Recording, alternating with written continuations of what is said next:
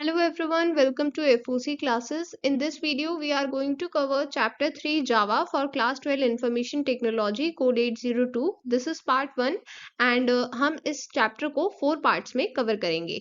आपको daily 4 PM पर video मिलेगी. Okay, so let us start the video. सबसे पहले हमें ये पता होना चाहिए कि प्रोग्रामिंग क्या है, तभी तो हम जावा प्रोग्रामिंग को समझ पाएंगे। तो देखिए, प्रोग्रामिंग बेसिकली हमें वर्ड से ही पता चल रहा है कि यहाँ पर प्रोग्राम की बात हो रही है। तो हम यहाँ पर कंप्यूटर्स के लिए प्रोग्राम्स लिखने की बात कर रहे हैं। अब ये प्रोग्राम क्या है, इसे भी समझना जरूरी है। तो देखिए, जब हम कंप्यूटर को बताना चाहते हैं कि हमें क्या टास्क कंप्लीट करना है, उसके लिए हम कंप्यूटर को इंस्ट्रक्शंस देते हैं। जैसे अगर मुझे आपसे कोई भी काम कराना है तो मैं आपको इंस्ट्रक्शंस प्रोवाइड करूंगी। उसी तरह से जब आपको कंप्यूटर से कोई काम कराना है तो आपको उसे इंस्ट्रक्शंस प्रोवाइड करने होंगे और उसकी भी एक स्पेसिफिक सीक्वेंस होगी। तो ये जो सीक्वेंस ऑफ इंस्ट्रक्शन आपने कंप्यूटर को दिए हैं ताकि वो एक स्पेसिफिक टास्क को कंप्लीट कर पाए, यही होता है प्रोग्राम। इन्हीं इंस्ट्रक्शंस की हेल्प से कंप्यूटर को पता चलता है कि उसे उस टास्क में क्या करना है और कैसे करना है। तो इन्हीं इंस्ट्रक्शंस की हेल्प से वो आपके गिवन टास्क को कंप्लीट करता है। इतना क्लियर है?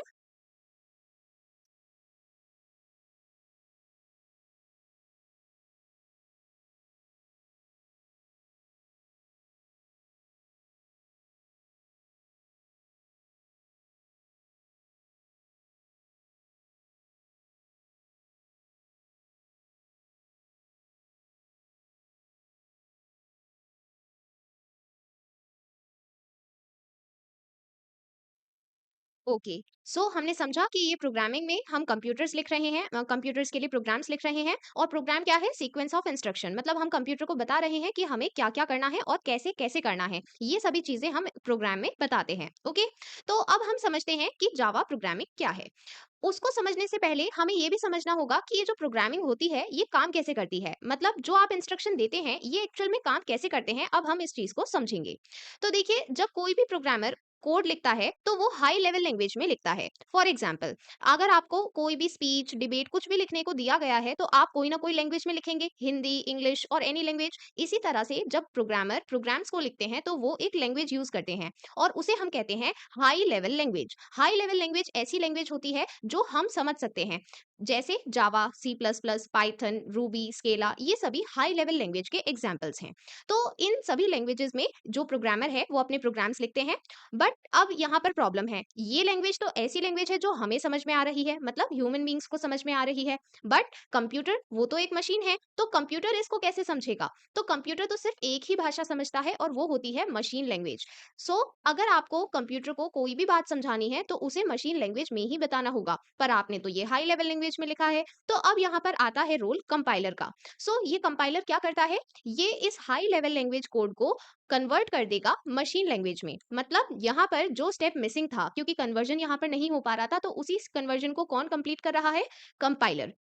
तो यहाँ पर कंपाइलर का एक सिंपल रोल क्या है? ये हाई लेवल प्रोग्राम कोड को कन्वर्ट करता है मशीन लैंग्वेज कोड में, और अब मशीन लैंग्वेज में कन्वर्ट हो गया है तो वो इजीली कंप्यूटर समझ सकता है। एंड यस, मशीन लैंग्वेज क्या है? बाइनरी लैंग्वेज होती है मशीन लैंग्वेज, जिसमें सिर्फ 0 और 1 की टर्म्स में आंसर लिखा जाता है। अब देखिए, जो हमने कंपाइलर का रोल समझा है इसको थोड़ा और डिटेल में समझते हैं। अब सपोज करते हैं कि जो आपने कोड लिखा था, आपने कोई भी एक प्रोग्राम लिखा है तो उसमें जो भी आपने कोड लिखा वो आपने कंपाइल किया है विंडोज के लिए।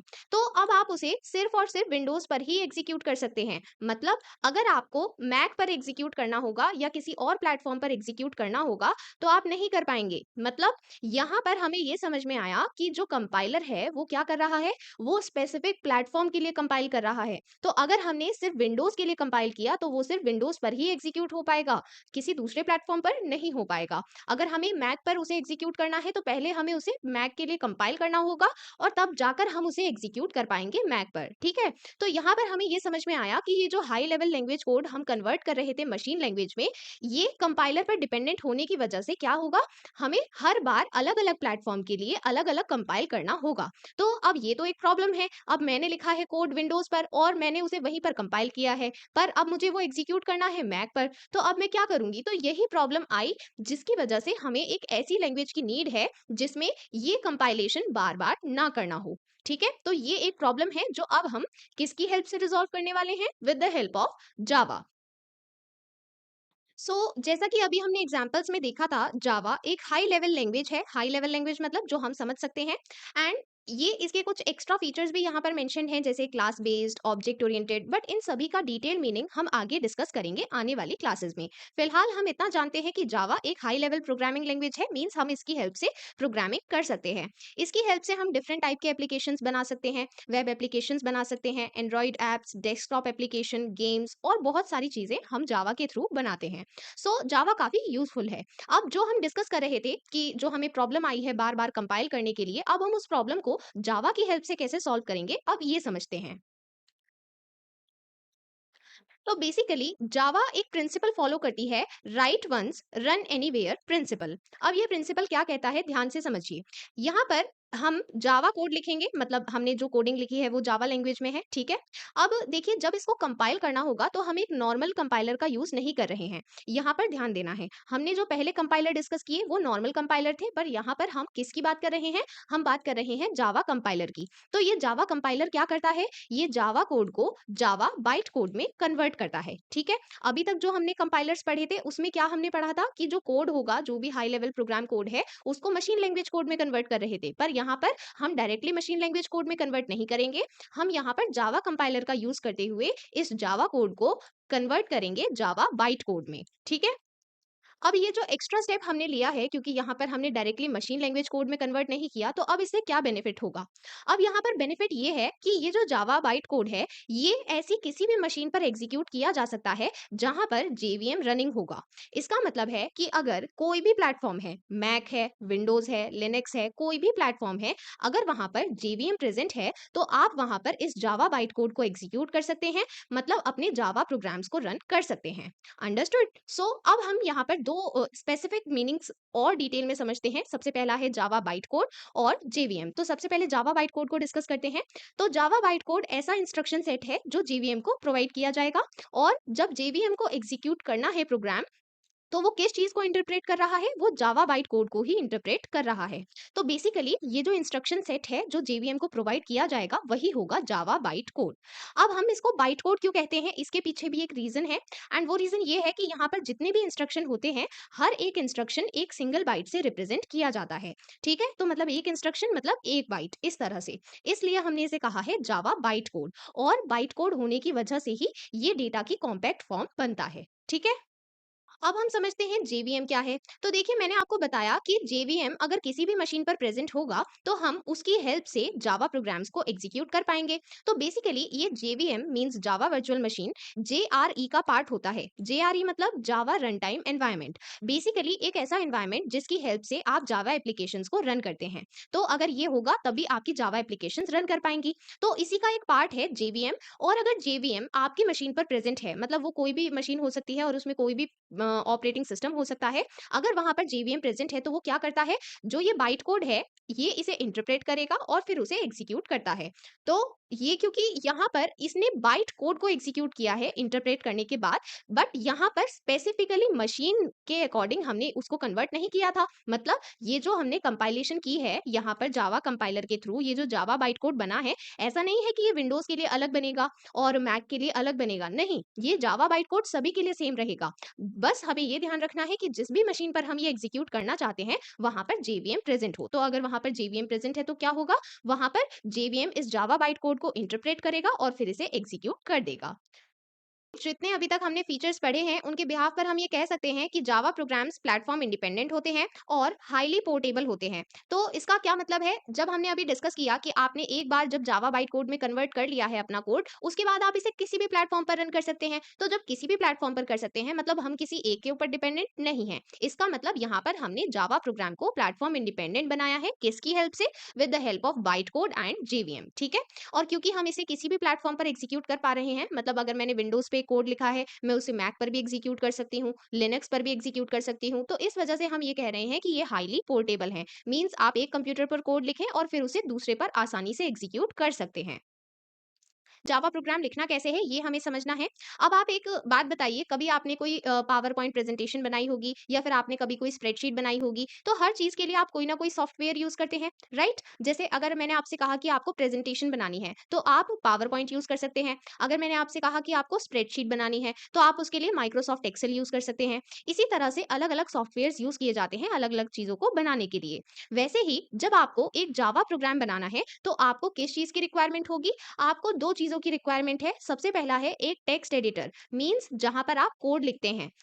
सबसे पहले आप कोड लिखेंगे, प्रोग्राम लिखेंगे, तो वो प्रोग्राम कहाँ पर लिखना है? टेक्स्ट एडिटर में। अब क्योंकि जब हम कोड लिख देते हैं उसके बाद हमें उसे कंपाइल भी करना होगा। कंपाइल का मतलब है कि हम कोड को कन्वर्ट कर रहे हैं बाइट कोड में, ठीक है? तो यहाँ पर हम इसको कंपाइल करने के लिए क्या यूज करेंगे? Java compiler. तो हमें यहाँ पर इन दोनों चीजों की रिक्वायरमेंट है, ठीक है?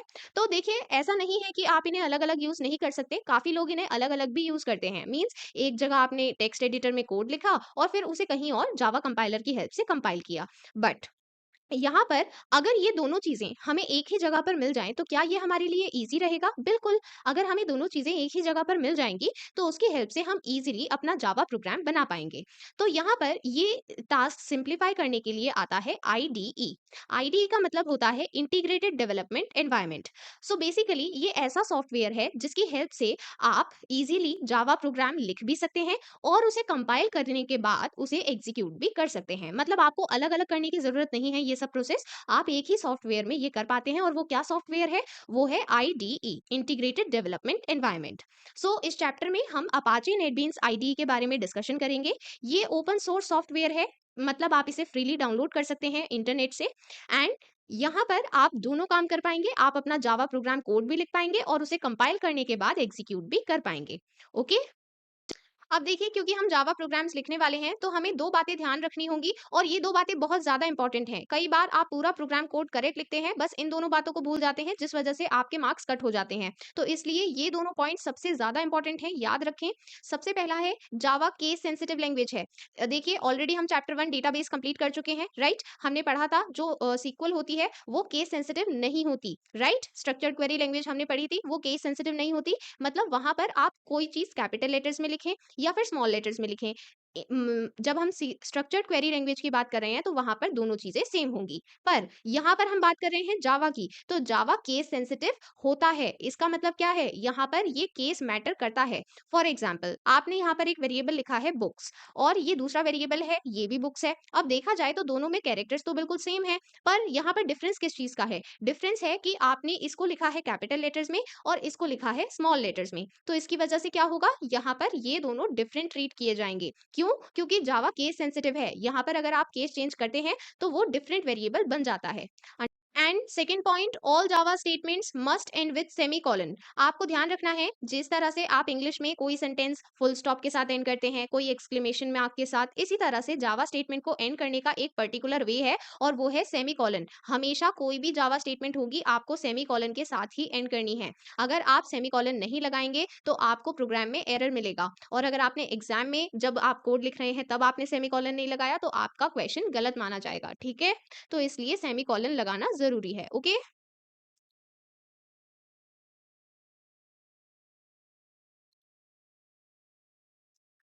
ओके, सो अब हम डिस्कस करते हैं कि हमें प्रोग्राम कैसे बनाना है। तो प्रोग्राम बनाने के लिए सबसे पहले आप अपाचे नेटबीन्स ओपन करेंगे। यहाँ पर आपको सबसे पहले क्या करना होगा? सबसे पहले आप जाएँगे फाइल मेन्यू में और यहाँ पर न्यू प्रोजेक्ट ऑप्शन को सेलेक्ट करेंगे या फिर आप शॉर्टकट की भी यूज़ कर सकते हैं, control plus shift plus N, ठीक है?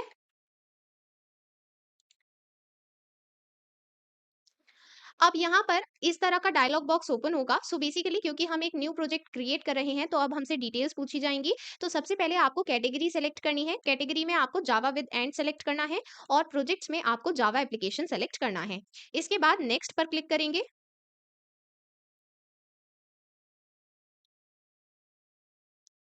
अब यहाँ पर नेक्स्ट पर क्लिक करने के बाद आपसे नेम पूछा जाएगा। प्रोजेक्ट का नेम जो भी आपको रखना है वो आप यहाँ पर लिख सकते हैं। एंड इसके बाद यहाँ पर प्रोजेक्ट लोकेशन अगर आपको चेंज करनी है तो आप कर सकते हैं, ऑप्शनल है। आपको यहाँ पर बाय डिफॉल्ट जो मिल रही है आप वो भी रहने देंगे तो भी कोई प्रॉब्लम नहीं है, ठीक है? अब यहाँ पर आप एक मेन बात ध्यान रखें कि ये जो क्रिएट मेन क्लास का चेक बॉक्स है, ये आप चेक्ड रखें, ठीक है? इसे क्लिक रखना है, आप इसे अनक्लिक ना करें, ठीक है? इस पॉइंट को ध्यान रखेंगे एंड इसका क्या यूज़ है, इस चीज़ को अभी हम डिस्कस करेंगे, ठीक है? इसके बाद फिनिश पर क्लिक करेंगे। जैसे ही आप फिनिश पर क्लिक करते हैं, तो कुछ इस तरह का प्रोजेक्ट आपके सामने ओपन हो जाएगा। तो बेसिकली ये जो प्रोजेक्ट हमने क्रिएट किया है, ये है एफओसी क्लासेस, जो आपको यहाँ पर दिखाई दे रहा है लेफ्ट साइड में। ये पूरी प्रोजेक्ट्स विंडो होती है, तो जो भी प्रोजेक्ट्स आप क्रिएट करते हैं वो सभी यहाँ पर डिस्प्ले हो जाते हैं, ठीक है? तो ये हमारा प्रोजेक्ट है एफओसी क्लासेस। इसके अंदर सोर्स पैकेजेस में एक पैकेज बन गया है एफओसी अंडरस्कोर क्लासेस, ठीक है? अब हम यहाँ पर ये समझते हैं कि जो हमने create main class option check किया था, वो हमें बेसिकली हमने चेक क्यों किया? सबसे पहले तो यही बात समझते हैं। तो बेसिकली जब आप create main class option check करते हैं, तो जो भी क्लास यहाँ पर बनकर आएगी, उसमें मेन मेथड आपको बना हुआ मिलता है, ठीक है? यही इसलिए हम वहाँ पर क्रिएट मेन क्लास का ऑप्शन चेक करते हैं, ठीक है? अब हम यहाँ पर सबसे पहले इस प्रोग्राम को समझने वाले हैं। जो प्रोग्राम हमें दिख रहा है, इसमें ये क्या-क्या स्टेटमेंट्स ऑलरेडी हमें गिवन है, ठीक है? तो देखिए यहाँ पर जितना भी ग्रे पार्ट आपको दिखाई दे रहा है, यहाँ पर कुछ लाइन्स ऐसी हैं जो बिल्कुल क्लियरली लिखी हुई हैं, बट कुछ लाइन्स ऐसी हैं जो ग्रे में हैं, राइट? तो जो ग्रे में है वो क्या है? वो है कमेंट्स। तो यहाँ पर जब हम कमेंट्स लिखते हैं, तो उसका मतलब है कि हम सामने वाले को समझा रहे हैं कि ये जो हमने लिखा है, इसका पर्पस क्या है? ये कोड हमने क्यों लिखा है, ठीक है? तो कभी-कभी इतने बड़े-बड़े प्रोग्राम्स होते हैं, उन्हें सिर्फ एक ही नहीं, बहुत सारे प्रोग्रामर्स एक ही टाइम पर हैंडल करते हैं। तो एक प्रोग्रामर ने जो कोड लिखा है, अगर वो दूसरे को ना समझ में आए, इस चीज़ से बचने के लिए हम पहले ही कमेंट्स लिख देते हैं। यहाँ पर कमेंट्स को लिखने का एक स्पेसिफिक वे होता है, ठीक है? 2 वेज़ हैं और दोनों यहाँ पर बहुत इंपॉर्टेंट हैं एग्ज़ाम पॉइंट ऑफ व्यू से भी।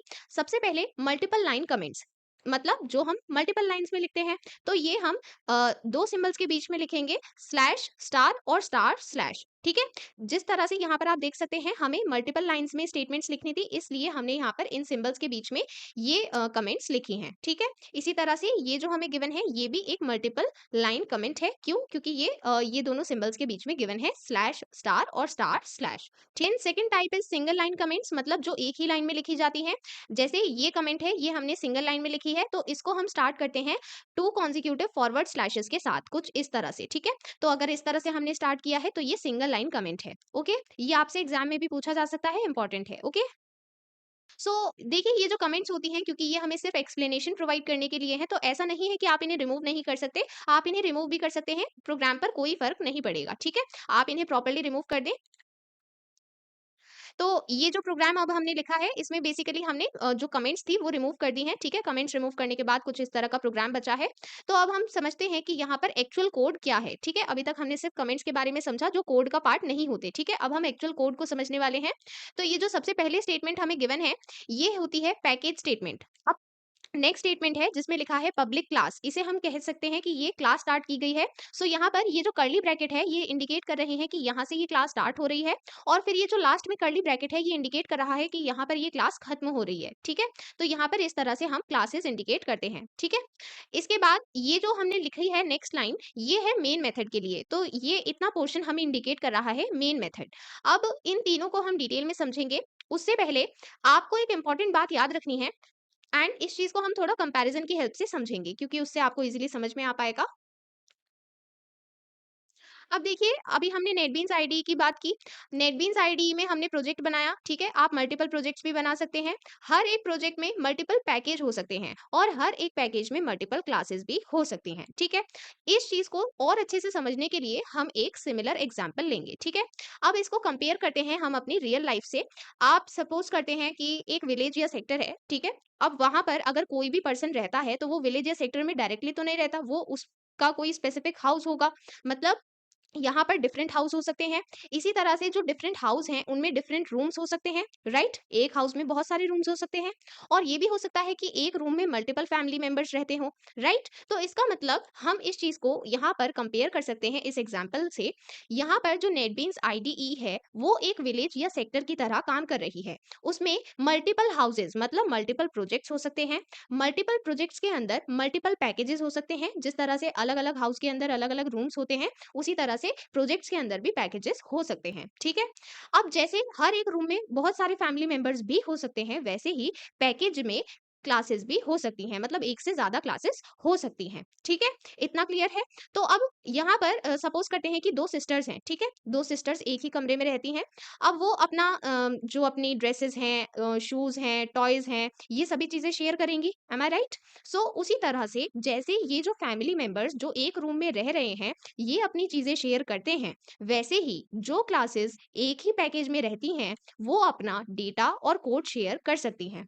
ठीक है, तो यहाँ पर हम कह सकते हैं कि जो पैकेज है वो क्या है, ग्रुप ऑफ रिलेटेड क्लासेस। और रिलेटेड हमने क्यों कहा है, क्योंकि ये सभी क्लासेस अपना डेटा और कोड शेयर कर सकती हैं। आप सभी को system dot out dot print and system dot out dot print LN में काफी प्रॉब्लम होती है, सो हम सबसे पहले इसके एग्जांपल्स डिस्कस करेंगे। तो आपको ये तो पता है हम system dot out dot print कब यूज करते हैं, जब हमें आउटपुट में कोई स्टेटमेंट प्रिंट करनी होगी। ओके, सो यहाँ पर हम system dot out dot print use करें या फिर प्रिंट एलएन यूज करें, दोनों केस में सबसे पहली बात जो हमें याद रखनी है वो ये है कि ये तब यूज किया जाएगा जब हमें आउटपुट में कुछ प्रिंट करना है। ठीक है, इतना क्लियर है। अब हमें मेन प्रॉब्लम कहाँ पर आती है कि प्रिंट का क्या आउटपुट देना है और प्रिंट एलएन का क्या आउटपुट देना है। तो देखिए यहाँ पर जब हम फर्स्ट क्वेश्चन की बात कर रहे हैं तो यहाँ पर हमें गिवन है एफओसी, क्लासेस, यूट्यूब, और देखा जाए तो दूसरे क्वेश्चन में भी वही गिवन है। बट डिफरेंस कहाँ पर है, जो हमने कमांड यूज की है, जो हमने मेथड यूज किया है, हमने फर्स्ट क्वेश्चन में सिर्फ प्रिंट यूज किया और सेकंड क्वेश्चन में सिर्फ प्रिंट एलएन यूज किया है। तो अब देखिए ये डिफरेंस कैसे आता है। तो ये बात तो हमें क्लियर है कि अगर प्रिंट है या प्रिंट एलएन है, दोनों ही केस में हमें आउटपुट में प्रिंट करना है, उतना हमें क्लियर है। ठीक है, तो दोनों ही केस में सबसे पहले एफओसी प्रिंट हो जाएगा। ठीक है, अब इसके बाद क्या करना है, तो यहीं पर आपको मेन प्रॉब्लम आती है। तो देखिए जब भी आपको गिवन हो प्रिंट, प्रिंट का क्या मतलब होता है कि गिवन जो स्टेटमेंट यहाँ पर है इसको आपको प्रिंट करना है और फिर इसके बाद आपको न्यू लाइन में नहीं जाना। क्यों नहीं जाना, क्योंकि जब हम लिखते हैं प्रिंट एलएन तो हम वहां पर स्पेसिफाई करते हैं एलएन की हेल्प से कि हमें यहाँ पर एक न्यू लाइन भी प्रिंट करनी है। मतलब अगर हमने एफओसी प्रिंट किया है तो इसके बाद अब न्यू लाइन प्रिंट होगी, तो अब एफओसी के बाद जो भी कुछ आएगा वो नेक्स्ट लाइन में आएगा। ठीक है, बट अगर हमने यहाँ पर लिखा प्रिंट एफओसी तो इसमें हमने ये स्पेसिफाई नहीं किया कि हमें न्यू लाइन चाहिए। ठीक है, तो इसलिए यहाँ पर क्या होगा, एफओसी के बाद जो यहाँ पर हम नेक्स्ट स्टेटमेंट दे रहे हैं तो वो एफओसी के बाद ही प्रिंट होगा। ठीक है, सिमिलरली हमने प्रिंट क्लासेस के बाद जो नेक्स्ट स्टेटमेंट लिखी है वो है प्रिंट यूट्यूब। तो अब ये फिर से प्रिंट है, तो मतलब हमें यहाँ पर क्योंकि जो पहला जहां पर हमने क्लासेस प्रिंट किया था यहाँ पर गिवन था प्रिंट, तो इसका मतलब हमें न्यू लाइन में नहीं जाना, हमें सेम लाइन में रहना है, तो इसलिए हम यहाँ पर प्रिंट करेंगे यूट्यूब। ठीक है, तो हमें क्या याद रखना है कि जब हमें प्रिंट गिवन होता है या प्रिंट एलएन गिवन होता है तो प्रिंट तो करना ही है, इतना तो हमें क्लियर है। तो सबसे पहले आप उस वर्ड को या वो जो भी यहाँ पर वैल्यू गिवन है आप उसको प्रिंट कर देंगे। ठीक है, बट डिफरेंस आएगा इसके बाद। तो अब इसके बाद हमें क्या करना है, इस चीज पर ध्यान दें। तो हमें यहाँ पर नेक्स्ट लाइन में जाना है या नहीं जाना ये हमें एलएन बताता है। तो अगर प्रिंट एलएन लिखा हुआ है तो हम नेक्स्ट लाइन में जाएंगे। ठीक है, यहाँ पर प्रिंट एलएन लिखा हुआ था इसलिए हम नेक्स्ट लाइन में गए। ठीक है, बट अगर प्रिंट एलएन नहीं लिखा, सिर्फ प्रिंट लिखा है, तो हम सेम लाइन में ही रहेंगे। इस यहाँ पर हम दूसरा एग्जाम्पल डिस्कस कर रहे हैं। अब वैल्यूज तो वही हैं, बस मैंने यहाँ पर कमांड्स जो मेथड है वो चेंज किए हैं। सो अब देखिए हम इसको स्टेप बाय स्टेप समझेंगे। सबसे पहले जब हम बात कर रहे हैं फर्स्ट स्टेटमेंट की, system dot out dot print LN FOC. अब मुझे ये पता है कि एफओसी अगर यहाँ पर लिखा हुआ है और प्रिंट की स्टेटमेंट है तो मुझे प्रिंट तो करना ही है। ठीक है, तो सबसे पहले मैं यहाँ पर क्या लिखूंगी, एफओसी। अब इसके बाद मुझे नेक्स्ट लाइन में आना है या नहीं ये चीज डिसाइड करता है प्रिंट एलएन। ठीक है, तो हमेशा आप इसी चीज में कंफ्यूज हो जाते हैं, आप सोचते हैं कि हमें इसे नेक्स्ट लाइन में प्रिंट करना है, नहीं, जो इसको प्रिंट करने के बाद आएगा वो कहां पर लिखना है ये हमें बताता है प्रिंट एलएन। ठीक है, सो यहाँ पर अगर प्रिंट एलएन लिखा है तो हम एफओसी को प्रिंट करने के बाद अब न्यू लाइन में चले जाएंगे। ठीक है, अब यहाँ पर लिखा है क्लासेस, सो यहाँ पर क्लासेस प्रिंट हो जाएगा और अब क्लासेस के पहले ये प्रिंट लिखा हुआ था तो हम न्यू लाइन में नहीं जाएंगे। ठीक है, यहाँ पर एलएन नहीं लिखा तो इसलिए हम न्यू लाइन में नहीं जाएंगे, हम सेम लाइन में रहेंगे। और अब जो नेक्स्ट स्टेटमेंट है यूट्यूब, ये यहाँ पर प्रिंट हो जाएगा और अब हम नेक्स्ट लाइन में जाएंगे। ठीक है, यूट्यूब को प्रिंट करने के बाद। ठीक है, तो हमेशा याद रखें आपको प्रिंट गिवन हो या प्रिंट एलएन गिवन हो, सबसे पहले आप उसको प्रिंट कर देंगे और फिर नेक्स्ट लाइन में जाना है या नहीं ये चीज आपको बताता है एलएन। ठीक है, इसके बाद अब जो नेक्स्ट एग्जांपल है यहाँ पर हम सबसे पहले एफओसी को प्रिंट करेंगे। देन यहाँ पर हमें नेक्स्ट लाइन में जाना होगा या नहीं, नहीं जाना होगा, तो हम सेम लाइन में ही क्लासेस को प्रिंट करेंगे। और यहाँ पर क्लासेस को प्रिंट करने के बाद अब हम नेक्स्ट लाइन में जाएंगे क्योंकि यहाँ पर एलएन लिखा था। ठीक है, तो अब हम नेक्स्ट लाइन में जाकर यूट्यूब को प्रिंट कर देंगे। और अब नेक्स्ट लाइन में जाएंगे या नहीं, नहीं, अब नहीं जाएंगे क्योंकि यहाँ पर लिखा है प्रिंट। ठीक है, अगर एलएन लिखा होता तो हम नेक्स्ट लाइन में जाते। ठीक है, सो यहाँ पर हमें क्या आउटपुट मिलेगा, सबसे पहले हमें आउटपुट मिला है एफओसी, फिर हम नेक्स्ट लाइन में गए क्योंकि यहाँ पर एलएन लिखा था। ठीक है, फिर क्लासेस प्रिंट किया, अब इसके पहले एलएन नहीं लिखा इसलिए हम नेक्स्ट लाइन में नहीं गए, यहीं पर यूट्यूब को प्रिंट किया है। ठीक है, then in the next question हमने सबसे पहले प्रिंट किया एफओसी, अब हमें नेक्स्ट लाइन में नहीं जाना। इसके बाद हम प्रिंट करेंगे क्लासेस सेम लाइन में, फिर यहाँ पर एलएन लिखा है इसलिए हम नेक्स्ट लाइन में जाएंगे और यहाँ पर प्रिंट करेंगे यूट्यूब। तो आपने एक फोटो फ्रेम तो देखी होगी, आप सभी के घर में कोई ना कोई फोटो फ्रेम होगी। जब आप उसे इनिशियली लाते हैं तो वो एम्प्टी होती है, राइट? बट आप उसमें अपनी मर्जी से कोई भी फोटो लगा सकते हैं, राइट? जरूरी नहीं है कि आप अपनी फोटो लगाए, हो सकता है कि आप अपनी फैमिली की फोटो लगा दें उसमें। तो ये आपकी चॉइस है कि आप उसमें कौन सी फोटो, मतलब आप उसमें कौन सी वैल्यू प्रोवाइड कर रहे हैं। इसी तरह से जब हम वेरिएबल की बात करते हैं तो वेरिएबल भी एक प्लेस होल्डर है। किस चीज के लिए है प्लेस होल्डर? डेटा के लिए। मतलब जब वो डेटा अपनी वैल्यू चेंज करेगा प्रोग्राम एग्जीक्यूशन के टाइम, तो हमें उसके लिए पहले से एक प्लेस होल्डर चाहिए। हमें बताना है जावा को कि यहाँ पर हम वैल्यू स्टोर करेंगे, बट अभी वो वैल्यू क्या है वो हमें नहीं पता, तो वो तो हमें प्रोग्राम एग्जीक्यूशन के बाद पता चलेगी। पर उससे पहले हमें ये तो बताना होगा ना कि हमें उस प्लेस की रिक्वायरमेंट है, तो वो हम कैसे बताते हैं? वेरिएबल की हेल्प से।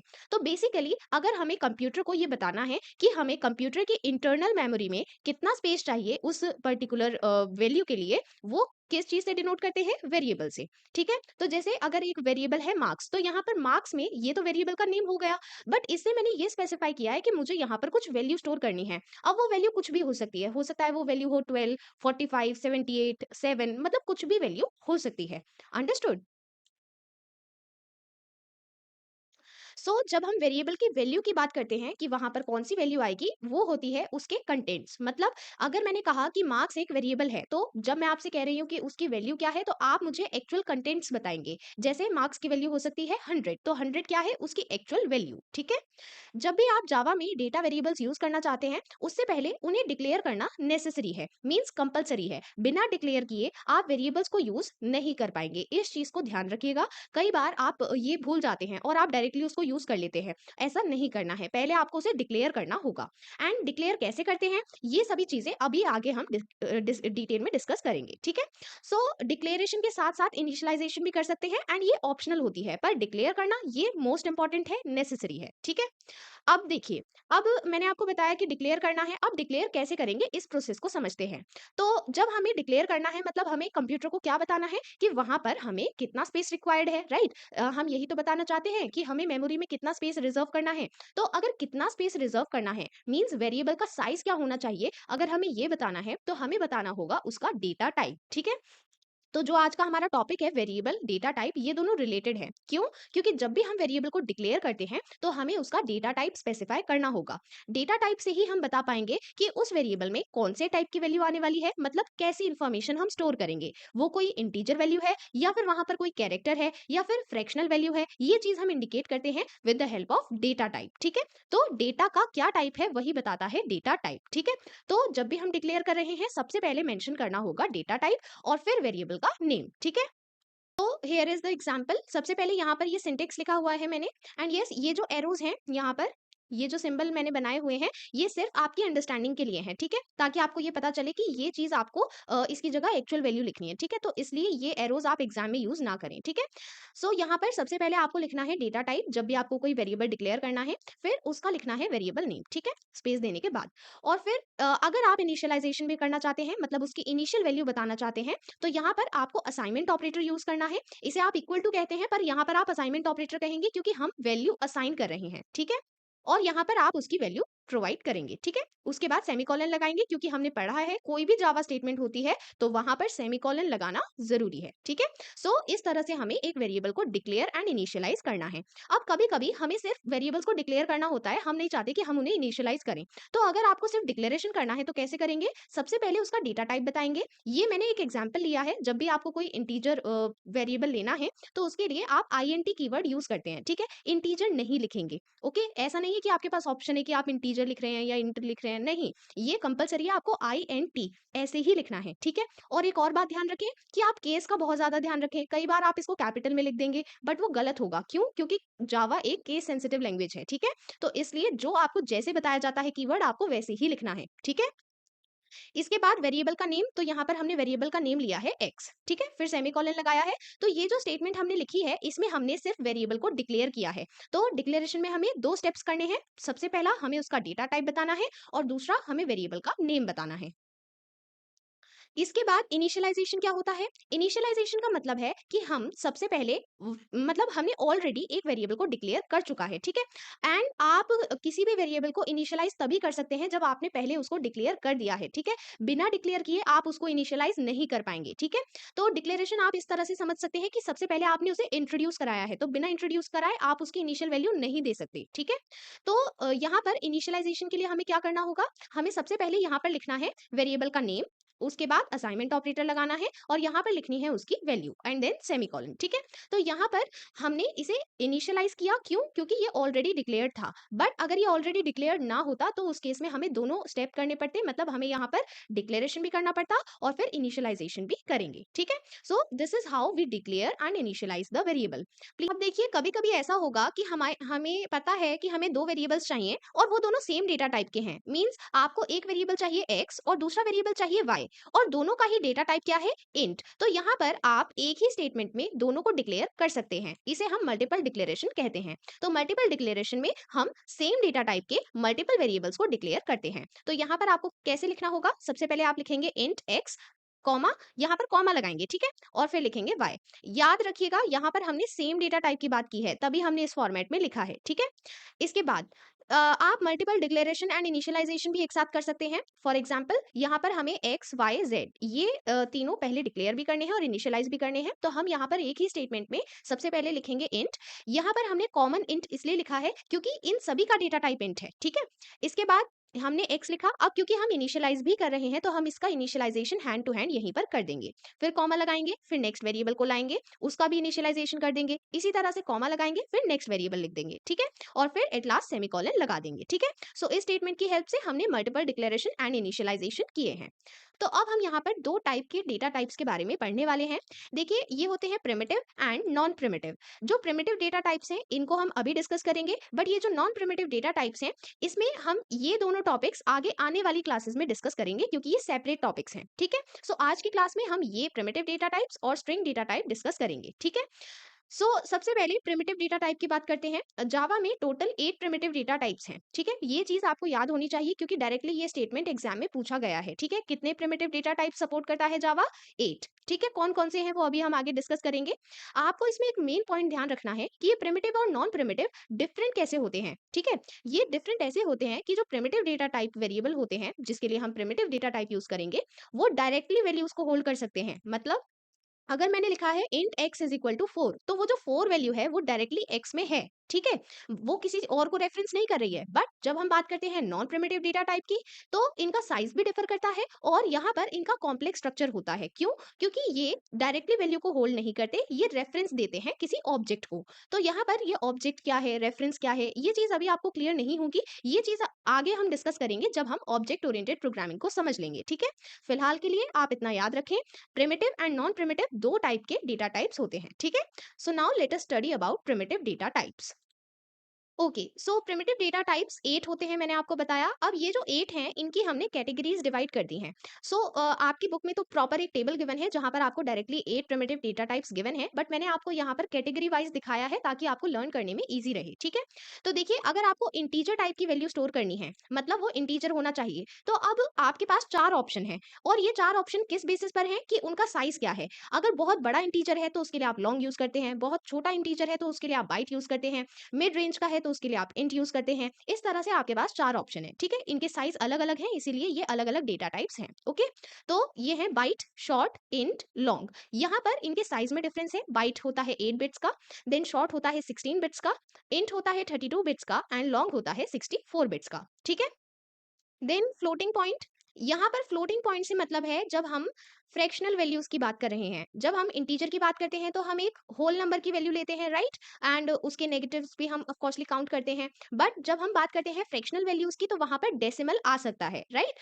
अगर आपको कुछ इस तरह की वैल्यू लिखनी है जिसमें डेसिमल भी है तो आप फ्लोटिंग पॉइंट यूज करेंगे। और फ्लोटिंग पॉइंट में आपके पास दो ऑप्शन हैं, फ्लोट या फिर डबल। अगेन यहाँ पर किस चीज का डिफरेंस है? साइज का। तो यहाँ पर फ्लोट होता है 32 बिट्स का एंड डबल होता है 64 बिट्स का। अंडरस्टैंड? देन अगर आपको कैरेक्टर टाइप की वैल्यू स्टोर करनी है, कैरेक्टर का क्या मतलब होता है? Single character. तो अगर आपको सिंगल कैरेक्टर यूज करना है उसके लिए आप यूज करते हैं कैर डेटा टाइप। इसका साइज होता है 16 बिट्स। देन अगर आपको ट्रू और फॉल्स वैल्यू स्टोर करनी है, मीन्स आपको कोई एक ऐसा पर्टिकुलर वेरिएबल चाहिए जिसका आंसर सिर्फ ट्रू या फिर फॉल्स में ही मिले, तो उसके लिए आप यूज करते हैं बूलियन डेटा टाइप, ठीक है। और इसका साइज होता है 1 बिट। ओके। एंड यस, आप इस चीज का ध्यान रखें कि जब भी कैरेक्टर वैल्यू लिखते हैं तो इस तरह से कोट्स में लिखते हैं, सिंगल कोट्स में, ठीक है। बट अगर आप लिख रहे हैं कोई इंटीजर वैल्यू या फ्लोटिंग पॉइंट वैल्यू या फिर ट्रू और फॉल्स वैल्यू, तो इसको बिना कोट्स के लिखा जाता है, ठीक है। जो कैरेक्टर वैल्यू होगी उसको सिंगल कोट्स में लिखना है। ये चीजें आप ध्यान रखें, ठीक है। Okay, now let us come to variable naming rules. So मैंने अभी आपको बताया था कि अगर आपको वेरिएबल का नेम रखना है तो उसके लिए आपको कुछ स्पेसिफिक रूल्स को फॉलो करना होगा। तो यहाँ पर वही रूल्स मेंशन्ड है, आप इन सभी को ध्यान रखें। सबसे पहले, वेरिएबल में ये 4 तरह की चीजें आप इंक्लूड कर सकते हैं। क्या-क्या? सबसे पहले अल्फाबेट्स, कैपिटल में या फिर स्मॉल में आप सभी अल्फाबेट्स यूज कर सकते हैं, ठीक है। देन डिजिट्स 0 से लेकर 9 तक आप सभी डिजिट्स यूज कर सकते हैं। इसके बाद अंडरस्कोर भी यूज कर सकते हैं। अंडरस्कोर इस तरह का साइन होता है, ये जो ब्रैकेट के अंदर गिवन है। देन डॉलर साइन, ये होता है डॉलर साइन, ये भी एप्लीकेबल है। अब आपको ये तो हो गया कि हमें ये पता चला है कि कौन कौन सी चीजें एप्लीकेबल हैं लिखने के लिए, पर इसके अलावा और भी कुछ रूल्स हैं। और कभी कभार आप ये रूल्स तो याद रखते हैं कि हमें क्या क्या चीजें इसमें इंक्लूड करनी है, बट आप बाकी रूल्स भूल जाते हैं जिसकी वजह से आपकी मिस्टेक हो जाती है। तो बाकी रूल्स भी उतने ही इंपॉर्टेंट है। देखिए, आपको ध्यान रखना है, जो वेरिएबल नेम है वो कभी भी डिजिट से स्टार्ट नहीं होगा, ठीक है। अगर कोई भी वेरिएबल नेम डिजिट से स्टार्टेड है तो वो इनवैलिड माना जाएगा, ठीक है। इसके बाद कोई स्पेस अलाउड नहीं होता है वेरिएबल नेम्स में। जैसे अगर आपको लिखना है मार्क्स ऑफ स्टूडेंट, तो ये जो मार्क्स ऑफ स्टूडेंट आपने वेरिएबल बनाया है, इसको आप एक ही वेरिएबल नेम की तरह लिखेंगे, इसमें कोई स्पेस प्रोवाइड नहीं करेंगे। बट क्योंकि कभी कभी हमें स्पेस की नीड होती है, लाइक अगर हमने स्पेस प्रोवाइड नहीं किया तो वो इतना रीडेबल नहीं होगा, तो उसके लिए हम अंडरस्कोर यूज कर सकते हैं, ठीक है। जैसे अगर हमें जस्ट एन एग्जाम्पल लिखना है, नेम्स मस्ट, ये हमें वेरिएबल नेम लिखना है, बट इसके बीच में तो स्पेस है और स्पेस अलाउड नहीं होता, इसका मतलब ये तो इनवैलिड है। तो अगर हमें इसे एक वेरिएबल लिखना भी है तो हम ये नेम्स और मस्ट के बीच में अंडरस्कोर यूज करेंगे, तो अब ये पूरा एक वेरिएबल बन गया है, ठीक है। तो कोई भी वेरिएबल नेम होगा उसमें स्पेस नहीं लगाना है, आप अंडरस्कोर यूज कर सकते हैं, ठीक है। Then can not use Java reserve keywords as variable names, कभी भी कोई भी रिजर्व कीवर्ड यूज नहीं करना है। रिजर्व कीवर्ड मींस जो पहले से जावा में हम यूज कर रहे हैं किसी और पर्पस के लिए। जैसे हमने जब इनिशियल क्लास स्टार्ट की थी, तब मैंने आपको जब स्टेटमेंट्स लिखाई, मैंने आपको प्रोग्राम दिखाया, तो उसमें कुछ स्टेटमेंट्स थी जैसे पब्लिक क्लास। तो ये जो पब्लिक और क्लास हैं, ये पहले से प्री डिफाइंड कीवर्ड हैं, तो आप इन्हें वेरिएबल नेम्स की तरह नहीं लिख सकते। कोई डेटा टाइप का नेम है उसे भी नहीं लिख सकते, किसी लूप का नेम है उसे भी नहीं लिख सकते, ठीक है। तो ये चीजें आप ध्यान में रखें। Then names are case sensitive, ये चीज मैंने अभी आपको एक्सप्लेन की थी कि केस का बहुत ध्यान रखेंगे। आपने कोई चीज कैपिटल लेटर्स में लिखी है और वही चीज आपने स्मॉल लेटर्स में लिखी है, ये दोनों डिफरेंट कंसिडर की जाएंगी, ठीक है। तो इसलिए केस का बहुत ज्यादा ध्यान रखना है।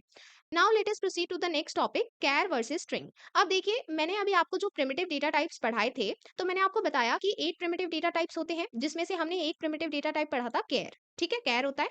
अब ये जो कैर है, ये सिर्फ सिंगल कैरेक्टर को स्टोर कर सकता है, पर अगर हमें मल्टीपल कैरेक्टर स्टोर करने हैं तब हम क्या करेंगे, तो उस केस में हम यूज करते हैं स्ट्रिंग। जैसा कि मैंने आपको बताया कि ये तो प्रिमिटिव डेटा टाइप है, बट ये क्या है, हमने अभी एग्जांपल्स में देखा था, ये है नॉन प्रिमिटिव डेटा टाइप, ठीक है। तो स्ट्रिंग यूज करते हैं कब, जब हमें एक से ज्यादा कैरेक्टर स्टोर करने हैं।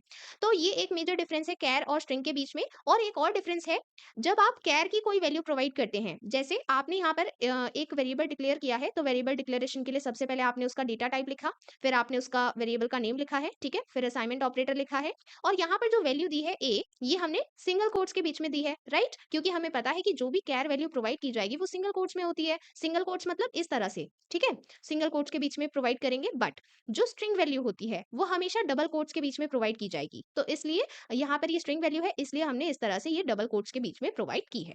Understood. And one more thing, कभी कभी आप ये एस को स्मॉल बना देते हैं, ऐसी मिस्टेक ना करें। यहाँ पर ये नॉन प्रिमिटिव डेटा टाइप है, आपको इसको ऐसे ही लिखना है, ये एस कैपिटल ही रहना चाहिए, ठीक है। बाकी डिक्लेरेशन का फॉर्मेट सेम होगा, ठीक है। पर एग्जाम्पल की हेल्प से समझते हैं। सो ये मैंने आपको स्क्रीनशॉट दिखाया है, ये इतना पार्ट ये कोडिंग का है और ये आपको आउटपुट शो किया गया है, ठीक है। सो इसको समझते हैं। सबसे पहले ये जो फर्स्ट डिक्लेरेशन है, यहाँ पर हमने एक वेरिएबल s1 डिक्लेयर किया है जिसका डेटा टाइप है स्ट्रिंग और यहाँ पर इसकी वैल्यू है वेलकम टू। अब देखिए जब आप स्ट्रिंग वेरिएबल की वैल्यू दे रहे हैं तो इसमें क्योंकि हम एक से ज्यादा कैरेक्टर स्टोर कर रहे हैं तो आप इसमें स्पेस भी प्रोवाइड कर सकते हैं, ठीक है, इस तरह से हमने स्पेस दिया है।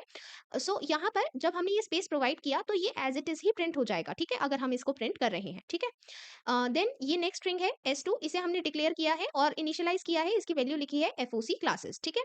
सो ये वैल्यू लिखी है। अब इसके बाद हम चाहते हैं कि हम इन दोनों को एक साथ प्रिंट कर दें।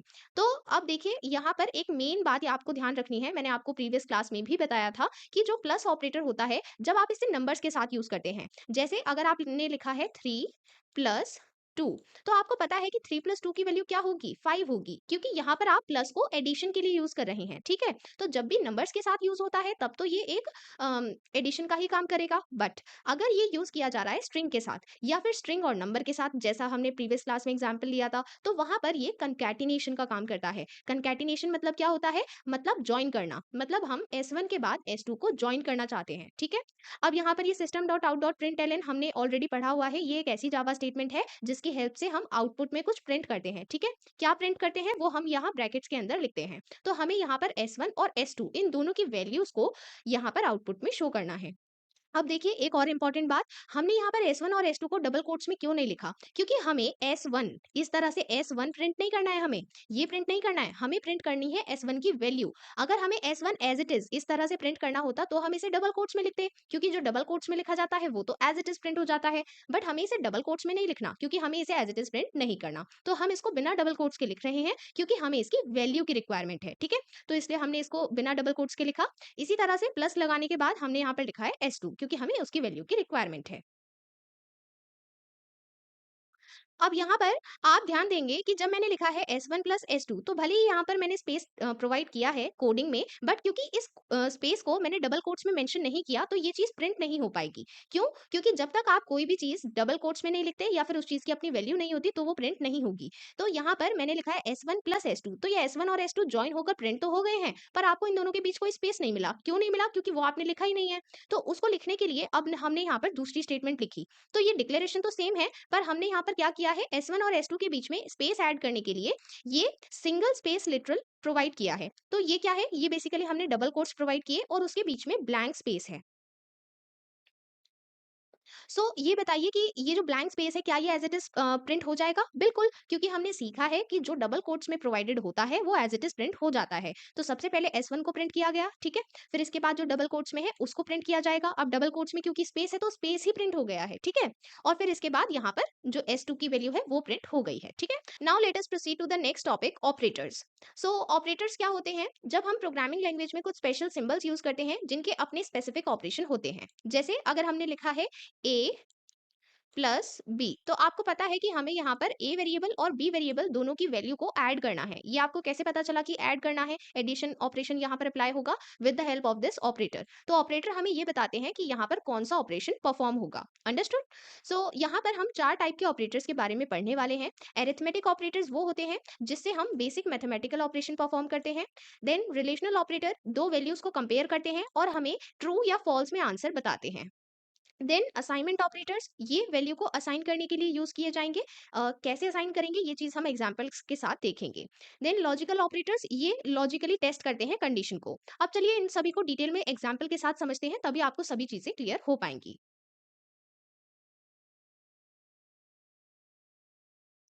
तो सबसे पहले अरिथमेटिक ऑपरेटर्स को समझते हैं।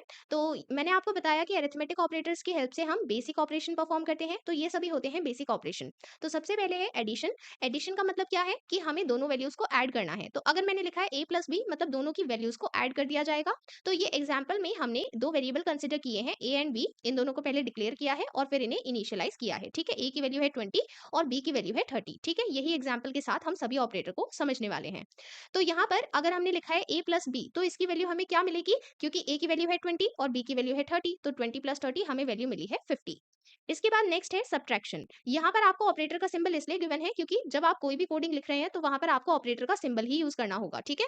सब्ट्रैक्शन के लिए ये माइनस साइन यूज करते हैं। a माइनस बी, तो यहाँ पर a माइनस बी की क्या वैल्यू होगी, 20 माइनस 30 मीन्स यहाँ पर वैल्यू मिलेगी -10। इसके बाद मल्टीप्लीकेशन में मल्टीप्लाई करना है, मतलब प्रोडक्ट करना है, a मल्टीप्लाई b, तो यहाँ पर 20 मल्टीप्लाई 30 हो जाएगा 600। ये होता है डिवीजन के लिए, यहाँ पर आपको डिवीजन के लिए यही सिंबल यूज़ करना है। कई बार आप कोडिंग में भी इस तरह का सिंबल यूज़ कर देते हैं, जैसे आप मैथ्स में लिखते हैं, बट ये गलत है, ठीक है? ये आपको यूज़ नहीं करना है कोडिंग में, यहाँ पर आपको जावा प्रोग्रामिंग में यही डिवीजन के लिए यूज़ करना है। तो देखिए, आपको ध्यान रखना है कि जब डिवीजन की बात हो रही है, तो ये आपको क्वेश्चन रिटर्न करेगा। क्वेश्चन का क्या मतलब होता है? जब आपने यहाँ पर जस्ट एन एग्जांपल मैं आपको यहाँ पर एक्सप्लेन कर देती हूँ। यहाँ पर लिखा हुआ है a डिवाइडेड बाय b। तो अगर a डिवाइडेड बाय b लिखा है, इसका मतलब यहाँ पर लिखा है 20 डिवाइडेड बाय 30। अब जब आप इसको इस फॉर्मेट में लिखेंगे, इसी तरह से डिवाइड करते हैं। अब आप मुझे खुद ही बताइए कि क्या ये 0 से ज़्यादा टाइम्स आप इसे मल्टीप्लाई कर सकते हैं? नहीं कर सकते। तो इसलिए यहाँ पर सबसे पहले तो आप 0 लिखेंगे, ठीक है? फिर तो आपको पॉइंट लिखना होगा, पर क्योंकि यहाँ पर हम आंसर को इंटीजर कंसिडर कर रहे हैं, इसलिए हमने सिर्फ 0 ही मेंशन किया है, ठीक है? क्योंकि हम आंसर को इंटीजर कंसिडर कर रहे हैं, ठीक है? तो यहाँ पर क्वेश्चन 0 था, इसलिए हमने 0 लिखा है, ठीक है? अब नेक्स्ट आते हैं, नेक्स्ट है मॉड्यूलस ऑपरेटर। और ये इंपॉर्टेंट है क्योंकि ये सभी तो बेसिक ऑपरेशन है, ये तो आपको पता है, बट ये जो मॉड्यूलस है कभी कभी आप इसके साथ कंफ्यूज हो जाते हैं। तो ये जो मॉड्यूलस होता है, इसके लिए हम ये सिंबल यूज करते हैं जिसे आप परसेंटेज सिंबल कहते हैं। तो ये जो परसेंटेज सिंबल आप कहते हैं, ये यहाँ पर मॉड्यूलस का काम करता है और आप इसे मॉड्यूलस ऑपरेटर ही कहेंगे। तो मॉड्यूलस का क्या काम है? जब हमने लिखा है ए मॉड्यूलस बी, इसका मतलब क्या है कि हमें पहले ए को बी से डिवाइड करना है और फिर आंसर में क्या बताना है, यहाँ पर हमें बताना है रिमाइंडर। इस चीज का ध्यान रखें। कई बार आप कंफ्यूज हो जाते हैं कि फिर डिवीजन और मॉड्यूलस के बीच कोई डिफरेंस नहीं है, हम डिवीजन ही तो कर रहे हैं। नहीं, डिफरेंस है। डिवीजन में हम क्वेश्चन बताते हैं, बट मॉड्यूलस में हम रिमाइंडर बताते हैं, ठीक है? इस चीज का डिफरेंस है। तो यहाँ पर अगर कहा गया है ए मॉड्यूलस बी, इसका मतलब यहाँ पर आंसर हमें क्या मिलेगा? 20। अब ये 20 आंसर कैसे मिला है, इस चीज को समझ लेते हैं। तो देखिए, यहाँ पर अगेन मैंने आपको कोड की हेल्प से समझाया है, ये कोड लिखा हुआ है और ये इसका आंसर है। अब यहाँ पर इस कोड को पहले लाइन बाय लाइन समझेंगे। देखिए, ये कोड में सबसे पहले हमने एक वेरिएबल लिया है a, जिसकी वैल्यू है 10, ठीक है? फिर हमने एक दूसरा वेरिएबल वेरिएबल लिया है b, इसकी वैल्यू है 20, ठीक है? अब यहाँ पर हम प्रिंट करना चाहते हैं क्या? b modulus a। अब ध्यान से देखिएगा, b मॉड्यूलस a लिखा है तो b को ही पहले लिखा जाएगा। मतलब यहाँ पर b क्या है? 20 है और a क्या है? हमने जस्ट एग्जांपल कंसीडर किया है, जो मैंने आपको पहले एग्जांपल समझाया उसमें 20 और 30 वैल्यूज हैं, बट यहाँ पर मैंने वैल्यूज चेंज कर दी हैं। मैंने a की वैल्यू ली है 10 और b की वैल्यू ली है 20, ठीक है? तो इन्हीं वैल्यूज के साथ हम प्रोसीड कर रहे हैं। तो अगर मैंने लिखा b मॉड्यूलस a, तो इसका मतलब क्या है? हम यहाँ पर लिख रहे हैं 20 मॉड्यूलस 10। तो अब मैंने आपको बताया कि जब मॉड्यूलस लिखा होगा तो आपको पहले डिवीजन करना है और फिर इसका रिमाइंडर आंसर में बताना है। तो जब आप 20 को 10 से डिवाइड करेंगे, तो ये तो पूरा कंप्लीटली डिवाइड हो जाएगा, आपको आंसर में मिलेगा 2, ठीक है? पर ये 2 क्या है? ये तो क्वोशिएंट है ना, पर हमें आंसर में क्या बताना है? रिमाइंडर बताना है, तो रिमाइंडर तो हमें 0 मिला है, तो इसलिए आंसर हमें यहाँ पर मिलेगा 0। बट ये जो है नेक्स्ट a मॉड्यूलस b, हम a मॉड्यूलस b प्रिंट करना चाहते हैं, इसके लिए हमें क्या आंसर मिलेगा? अब क्योंकि यहाँ पर हमें कहा गया है 10 मॉड्यूलस 20, मतलब हमें कहा गया है 10 को 20 से डिवाइड करना है और फिर रिमाइंडर बताना है। तो आप खुद ही सोचिए कि क्या आप इसे डिवाइड कर सकते हैं? मतलब ये डायरेक्टली डिवाइड नहीं हो पाएगा, क्यों? क्योंकि यहाँ पर जो 20 है, मतलब डिनोमिनेटर है, वो बड़ा है न्यूमरेटर से, ठीक है? तो जब ऐसी सिचुएशन होती है जहाँ पर न्यूमरेटर स्मॉल होता है डिनोमिनेटर से, उस केस में मॉड्यूलस ऑपरेटर आपको रिटर्न करेगा न्यूमरेटर, ठीक है? ये फैक्ट है और ये आपको याद रखना है, ठीक है? इस चीज को ना भूलें, क्योंकि ये आपको एग्जाम में कंफ्यूज कर सकती है। तो जब भी न्यूमरेटर डिनोमिनेटर से छोटा होगा, तब आपको मॉड्यूलस ऑपरेटर का आंसर क्या मिलता है? न्यूमरेटर। तो इसलिए हमें यहाँ पर आंसर मिला है 10, ठीक है? अब इसी की हेल्प से जो हमने यहाँ पर ये समझा था, इसको भी हम डिस्कस कर लेते हैं। तो यहाँ पर क्या लिखा हुआ है? a modulus b। तो यहाँ पर a की वैल्यू क्या है? 20 है और b की वैल्यू क्या है? 30 है। तो अगर आप इस तरह से लिख रहे हैं 20 मॉड्यूलस 30, तो आपको इसकी वैल्यू क्या मिलनी चाहिए? 20। क्यों? क्योंकि यहाँ पर डिनोमिनेटर बड़ा है 20 से, ठीक है? देखिए, ये होते हैं यूनरी ऑपरेटर्स और ये आपको आपकी बुक में अरिथमेटिक ऑपरेटर्स की हेडिंग में गिवन है। क्योंकि शायद ये कंसिडर किया गया है कि यहाँ पर भी वैल्यू इंक्रीज हो रही है, बेसिक मैथमेटिकल ऑपरेशन परफॉर्म हो रहा है, इसलिए शायद इन्हें अरिथमेटिक ऑपरेटर्स की कैटेगरी में रखा गया है। बट एक्चुअली इनकी जो कैटेगरी होती है वो होती है यूनरी ऑपरेटर्स। एंड क्योंकि आपकी बुक में गिवन है, इसलिए हमें डिस्कस करने हैं। तो पहला है इंक्रीमेंट और दूसरा है डिक्रीमेंट। इंक्रीमेंट के लिए ये दो प्लस के साइन यूज करते हैं एक साथ, और डिक्रीमेंट के लिए दो माइनस के साइन यूज करते हैं एक साथ, ठीक है? पर आप इसे ऐसे नहीं कहेंगे दो प्लस के साइन लिखे हुए हैं, आप कहेंगे ये इंक्रीमेंट है और ये क्या है? ये डिक्रीमेंट है, ठीक है? अब हम इनको थोड़ा डिटेल में समझते हैं। सबसे पहले इंक्रीमेंट को समझते हैं। तो इंक्रीमेंट का मतलब होता है कि जो भी वैल्यू है, हमें उसकी वैल्यू को 1 से इंक्रीमेंट कर देना है। जैसे अगर यहाँ पर लिखा है प्लस प्लस ए, अब मैंने आपको क्या बोला? इसे आप प्लस प्लस नहीं पढ़ेंगे, इसे आप पढ़ेंगे इंक्रीमेंट ए। तो इसको आप बोलेंगे इंक्रीमेंट ए या फिर ए इंक्रीमेंट। तो अब इसकी वैल्यू क्या होनी चाहिए? मैंने अभी आपको बताया कि एक इंक्रीमेंट हो जाएगी। अगर ए की वैल्यू 20 है, तो इंक्रीमेंट होने के बाद क्या हो जाएगी? 21 हो जाएगी, ठीक है? इसी तरह से डिक्रीमेंट होता है। डिक्रीमेंट का क्या काम है? एक वैल्यू डिक्रीमेंट करना। तो अगर डिक्रीमेंट ए लिखा है या ए डिक्रीमेंट लिखा है, तो इसकी वैल्यू क्या हो जाएगी? क्योंकि ऑलरेडी 20 थी, तो एक वैल्यू कम होकर क्या हो जाएगी? 19, ठीक है? अब देखिए यहाँ पर ये 2 एक्सप्रेशन लिखे हुए हैं, एक में ये इंक्रीमेंट पहले लिखा हुआ है और एक में बाद में। तो इन दोनों के बीच में क्या डिफरेंस है, इस चीज़ को समझना ज़रूरी है, क्योंकि ये आगे हमें कोडिंग में हेल्प करेगा। ये एक होता है पोस्ट इंक्रीमेंट, एक होता है प्री इंक्रीमेंट। तो ये जो पोस्ट इंक्रीमेंट है, इसमें हम पहले वेरिएबल लिखते हैं और फिर इंक्रीमेंट यूज करते हैं। तो इससे क्या होगा, यहाँ पर ध्यान से देखेंगे। सबसे पहले हमने ये जो डिक्लेरेशन किया है, इसमें ए की वैल्यू क्या है? ये है 1, ठीक है? इसके बाद जब हम ये स्टेटमेंट प्रिंट कर रहे हैं, तो हमने लिखा है ए इंक्रीमेंट। तो ए इंक्रीमेंट इसका मतलब होता है पोस्ट इंक्रीमेंट। पोस्ट इंक्रीमेंट का मतलब है कि सबसे पहले आप ये स्टेटमेंट एग्जीक्यूट कर देंगे।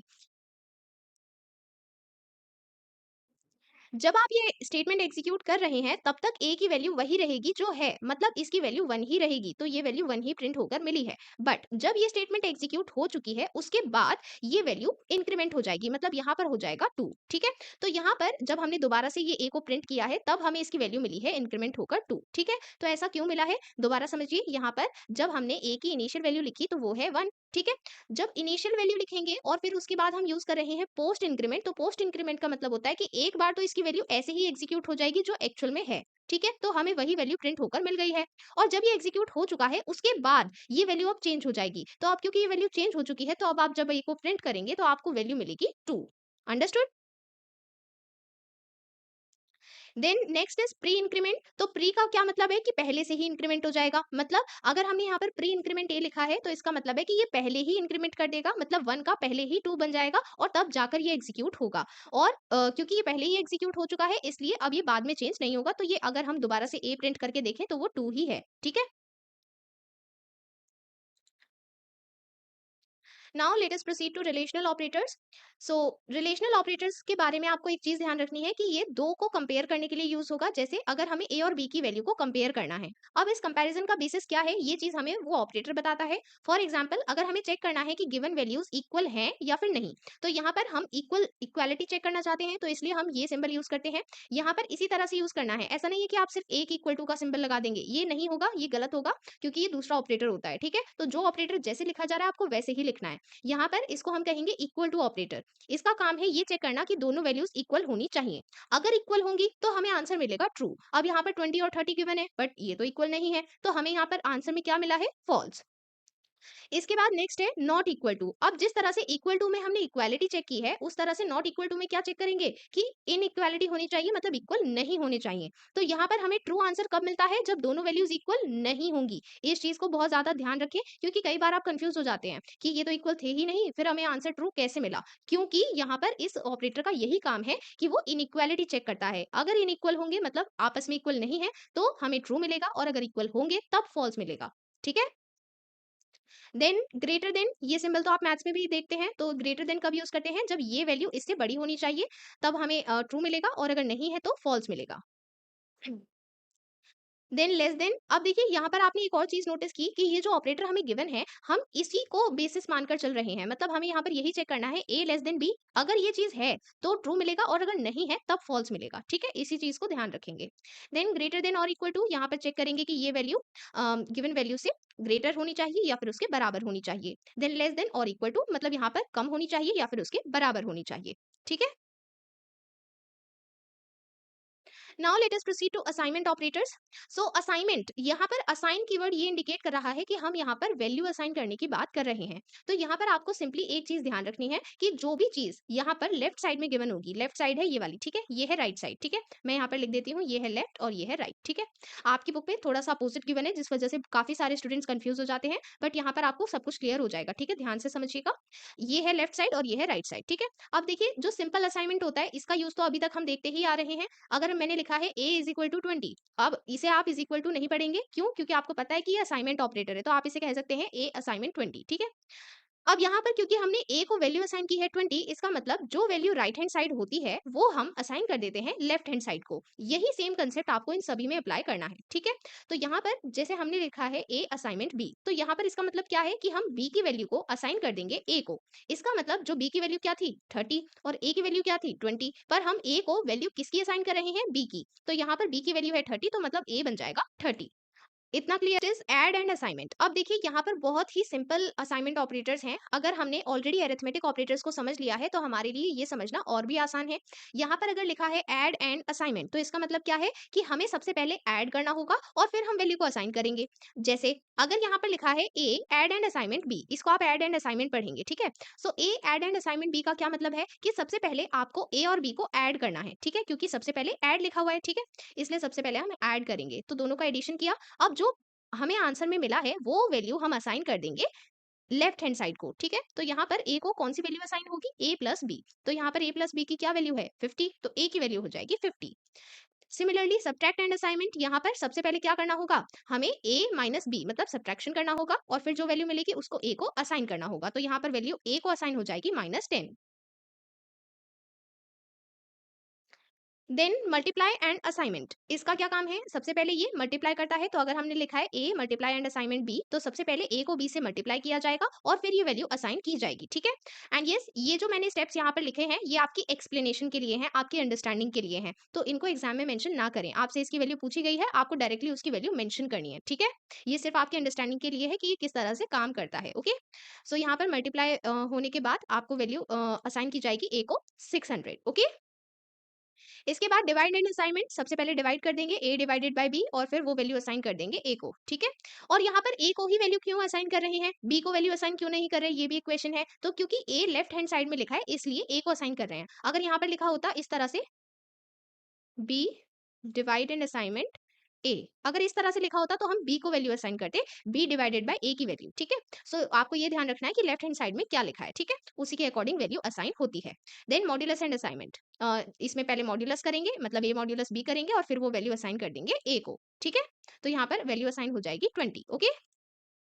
लॉजिकल ऑपरेटर्स, सो तीन तरह के लॉजिकल ऑपरेटर्स हमें पढ़ने हैं। सबसे पहला है लॉजिकल एंड। लॉजिकल एंड के लिए ये सिंबल यूज करते हैं, दो एंड के सिंबल बनाते हैं एंड इसे आप किस तरह से रीड करेंगे, लॉजिकल एंड, ठीक है। सो इसका काम क्या है, अब इसको हम एग्जांपल की हेल्प से समझेंगे। इस स्टेटमेंट को देखिए, यहाँ पर हमने दो स्टेटमेंट्स लिखी हैं, इनफैक्ट ये तीन स्टेटमेंट्स हैं। सो सबसे पहली स्टेटमेंट में हमने दो वेरिएबल्स डिक्लेयर किए हैं a एंड b, ठीक है। इसके बाद नेक्स्ट हमने इन दोनों को इनिशियलाइज किया है, a की वैल्यू है 20, b की वैल्यू है 30, ठीक है। अब यहाँ पर ध्यान से समझिएगा, ये जो पहली कंडीशन है a इज इक्वल टू 30, ये हमारे पास एक कंडीशन है, ठीक है। अब एक और कंडीशन है b इज इक्वल टू 30। तो बेसिकली हमें ये चेक करना है कि क्या ये दोनों कंडीशन यहाँ पर फॉलो हो रही हैं। मींस हम लॉजिकल एंड जहां पर भी यूज करते हैं उसके पहले और बाद में जो भी कंडीशंस गिवन है, दोनों अगर ट्रू होंगी, ये भी अगर ट्रू होगी और ये भी अगर ट्रू होगी, तब जाकर हमें आंसर मिलता है ट्रू। बट अगर इनमें से कोई भी एक फॉल्स है या फिर दोनों ही फॉल्स हैं, उस केस में हमें आंसर मिलता है फॉल्स। तो लॉजिकल एंड का काम क्या है, इसका काम है कि ये चेक करती है कि दोनों कंडीशन ट्रू होनी चाहिए, तभी ट्रू मिलता है, वरना हमें फॉल्स ही मिलेगा। अंडरस्टूड। और यहाँ पर हमें फॉल्स क्यों मिला है, क्योंकि a की वैल्यू 30 नहीं है, तो जो पहली कंडीशन है वो फॉल्स हो चुकी है, इस वजह से ऑल ओवर हमें रिजल्ट मिला है फॉल्स। b 30 है पर यहाँ पर a तो 30 नहीं है ना, इस वजह से हमें रिजल्ट मिला है फॉल्स। क्लियर है। लॉजिकल और इसके लिए आप इस तरह का सिंबल यूज करते हैं। यहाँ पर अगेन वही वैल्यूज है हमारे पास। अब यहाँ पर हमें अगेन दो कंडीशन गिवन होंगी, ये पहली कंडीशन है और ये दूसरी कंडीशन है। बट यहाँ पर क्योंकि और है तो इसलिए हम यहाँ पर ऑप्शन देंगे। ऑप्शन किस चीज में देना है कि इनमें से कोई भी एक ट्रू हो सकती है, दोनों ट्रू होंगी तब तो ट्रू होगा ही, पर हम मिनिमम कंडीशन बता रहे हैं, मिनिमम हमें एक कंडीशन ट्रू चाहिए। अगर एक कंडीशन भी ट्रू है तो हमें आंसर में ट्रू देना है, ठीक है। तो यहाँ पर लिखा है a इज इक्वल टू 30, तो ये तो ट्रू नहीं है, ये तो फॉल्स है। पर यहाँ पर b इज इक्वल टू 30, ये तो ट्रू है ना। तो यही तो हमने कहा है कि यहाँ पर कोई भी एक कंडीशन मिनिमम ट्रू होनी चाहिए। तो यहाँ पर क्योंकि एक कंडीशन ट्रू है तो इसलिए हमें आंसर मिलेगा ट्रू, ठीक है। तो आप डिफरेंस समझ गए दोनों के बीच। जब हम लॉजिकल एंड यूज करते हैं तो वहां पर हमें दोनों कंडीशन का ट्रू होना जरूरी है, तभी हमें आंसर ट्रू मिलता है। पर ये जो लॉजिकल और है, इसमें कोई भी एक ट्रू हो तब हम उसे ट्रू मान सकते हैं। अंडरस्टूड। लॉजिकल नॉट हम कब यूज करते हैं? जब हमें ये बताना है कि ये कंडीशन ट्रू नहीं होनी चाहिए। ये जो ऑपरेटर है इसे हम लॉजिकल नॉट कहते हैं। इस बात को ध्यान रखिएगा, इसको आप एक्सक्लेमेशन मार्क नहीं कहेंगे, ठीक है? ये है लॉजिकल नॉट। इसका काम है ये चेक करना कि कंडीशन ट्रू नहीं होनी चाहिए, मतलब कंडीशन फॉल्स होनी चाहिए। तो यहाँ पर लिखा है not A is equal to 30। तो यहाँ पर ये लॉजिकल नॉट ये चेक करेगा कि ये वैल्यू 30 के इक्वल, मतलब ये जो कंडीशन है इज इक्वल टू 30, ये फॉल्स होनी चाहिए। अगर ये कंडीशन फॉल्स है तब जाकर मुझे आंसर ट्रू मिलेगा। क्या ये कंडीशन फॉल्स है? बिल्कुल ये फॉल्स है। ए इज इक्वल टू तो 20 है, तो इसलिए हमें यहाँ पर आंसर मिला है ट्रू। पर अगर मैंने यहाँ पर लिखा होता कुछ इस तरह से, logical not A is equal to 20, तो यहाँ पर बताइए इसका क्या रिजल्ट मिलता? क्योंकि यहाँ पर ए इज इक्वल टू 20 तो ट्रू है, पर अगर ट्रू है तो उस केस में अगर ये कंडीशन ट्रू हो जाती है तो क्योंकि ये लॉजिकल नॉट है तो ट्रू होने के केस में हमें फॉल्स मिलता, ठीक है? मीन्स अपोजिट होता है यहाँ पर, ठीक है? So now we are moving to the next topic, if else. सबसे पहले इफ एल्स हमें यूज कब करना है? तो जनरली हमें क्वेश्चन में गिवन होता है कि हमें कौन सी स्टेटमेंट यूज करनी है, बट अगर क्वेश्चन में नहीं गिवन तो हम कैसे आइडेंटिफाई करें? अगर कोई भी ऐसा क्वेश्चन है जिसमें एक कंडीशन के बेसिस पर हम कोई एक particular set of statement execute कर रहे हैं, और अगर ये कंडीशन फॉल्स है तो दूसरा सेट ऑफ स्टेटमेंट एग्जीक्यूट कर रहे हैं, तो जहां पर ऐसी क्लियर कंडीशन होती है जिसे हम ट्रू या फॉल्स एनालाइज कर सकते हैं और उसी के बेसिस पर हम स्टेटमेंट्स को एग्जीक्यूट करते हैं, तब हम इफ एल्स को यूज करते हैं, ठीक है? इसका एग्जांपल हम अभी समझेंगे, उससे पहले आपको सिंटेक्स लर्न करना है, क्योंकि अगर आपको सिंटेक्स लर्न होगा तो आप किसी भी टाइप का क्वेश्चन अटेम्प्ट कर पाएंगे, ठीक है? सबसे पहले इफ एल्स के लिए हम यहाँ पर लिखते हैं इफ। अब देखिए इस बात का ध्यान रखिएगा, जावा केस सेंसिटिव लैंग्वेज है, तो यहाँ पर आपको केस का ध्यान रखना है। ऐसा नहीं है कि आप आई को अपनी मर्जी से कैपिटल लिख दें, वो गलत हो जाएगा, ठीक है? तो जो कीवर्ड जैसा लिखा होता है आपको वैसा ही लिखना है, ठीक है? इफ के बाद राउंड ब्रैकेट्स में आपको यहाँ पर एक कंडीशन प्रोवाइड करनी होगी। हम इसी कंडीशन को टेस्ट करते हैं कि क्या ये ट्रू है या फिर फॉल्स है, ठीक है? यहाँ पर कोई भी कंडीशन हो सकती है किसी वेरिएबल पर बेस्ड। देन यहाँ पर सपोज करते हैं कि हमने एक कंडीशन ली है, फॉर एग्जांपल एक वेरिएबल है ए। तो अगर हमने यहाँ पर कंडीशन रखी ए ग्रेटर देन 5, तो हम इस कंडीशन को टेस्ट करेंगे। अगर ए की वैल्यू 5 से बड़ी होगी, मींस अगर ये कंडीशन ट्रू होगी, तो जो इसके करस्पॉन्डिंग स्टेटमेंट्स हम लिखेंगे ये एग्जीक्यूट होती है। बट अगर ये कंडीशन फॉल्स होती है तो उस केस में ये स्टेटमेंट्स एग्जीक्यूट नहीं होती, इंस्टेड जो एल्स के करस्पॉन्डिंग स्टेटमेंट्स लिखी हैं ये एग्जीक्यूट होती हैं, ठीक है? आपको सिंपली याद रखना है कि जो हम इफ के करस्पॉन्डिंग स्टेटमेंट्स लिखते हैं ये सिर्फ तब एग्जीक्यूट होंगी जब एक्सप्रेशन ट्रू होगा। बट अगर एक्सप्रेशन फॉल्स होता है तो उस केस में ये एग्जीक्यूट नहीं होंगी, इंस्टेड स्टेटमेंट्स जो एल्स के करस्पॉन्डिंग लिखी हैं ये एग्जीक्यूट होती हैं, ठीक है? और हमेशा ये स्टेटमेंट्स कर्ली ब्रैकेट के बीच में इंक्लूड करनी है। जब हमारे पास सिंगल स्टेटमेंट होती है तो हम कर्ली ब्रैकेट लगा भी सकते हैं और नहीं, वो ऑप्शनल होता है। बट कई बार आप भूल जाते हैं इस वजह से, तो इसलिए सिंगल स्टेटमेंट है तब भी आप कर्ली ब्रैकेट यूज कर सकते हैं, कोई प्रॉब्लम नहीं है, ठीक है? तो आपको हमेशा यही सिंटेक्स फॉलो करना है जब आपको इफ एल्स यूज करना है, ठीक है? ओके, तो अब हम बात करते हैं क्वेश्चन की। अब यहाँ पर मैंने आपको क्वेश्चन लिखकर दिया है, write if else statement to test voting eligibility. तो अगर आपको क्वेश्चन में स्पेसिफिकली बताया गया है कि आपको कौन सी स्टेटमेंट यूज करनी है, तो डेफिनेटली आपको वही यूज करनी होगी। बट अगर क्वेश्चन में नहीं गिवन तो आपको खुद से सोचना होगा कि हम यहाँ पर कौन सी स्टेटमेंट यूज कर सकते हैं, ठीक है? फॉर एग्जाम्पल अगर यहाँ पर सिर्फ इतना लिखा होता, write a program to test voting eligibility, तो अगर उसमें स्पेसिफिकली मेंशन नहीं होता कि हमें इफ एल्स यूज करनी है, तो हम कैसे पता लगाएं?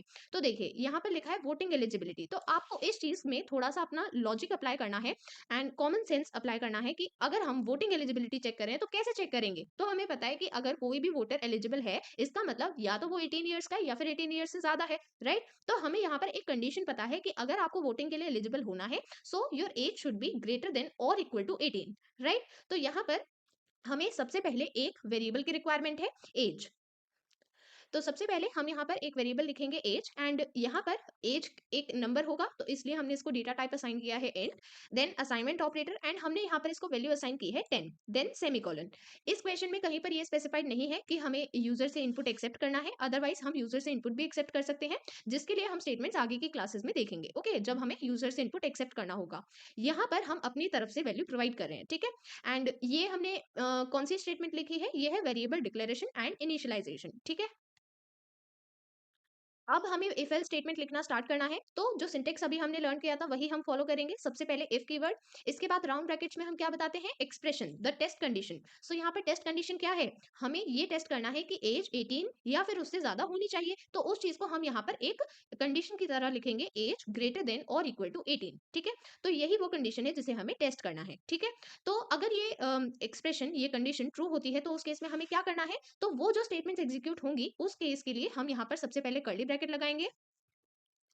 देन यहाँ पर लिखेंगे system dot out dot print L N eligible to vote. So अगर ये कंडीशन ट्रू हो जाती है, एज 18 या 18 से ज्यादा हो जाती है, तो हमें प्रिंट करना है एलिजिबल टू वोट। ठीक है, देन ब्रैकेट क्लोज सेमीकोलन। तो ये स्टेटमेंट हम कब एग्जीक्यूट करेंगे, जब कंडीशन ट्रू है। ठीक है, देन कर्ली ब्रैकेट क्लोज। अब यहाँ पर हमने इफ पार्ट तो कंप्लीट कर दिया है, बट व्हाट इफ अगर कंडीशन फॉल्स होती है, तो अगर कंडीशन फॉल्स होगी तो उस केस में हम एल्स के करस्पॉन्डिंग पार्ट एग्जीक्यूट करते हैं। तो अब हम यहाँ पर एल्स लिखेंगे, then curly bracket, then system dot out dot print L N not eligible to vote. Means अगर एज 18 या 18 से ज्यादा नहीं होती है, ये कंडीशन ट्रू नहीं होती है, तो उस केस में हम प्रिंट करेंगे नॉट एलिजिबल टू वोट। ठीक है, we are moving to the next topic, switch syntax.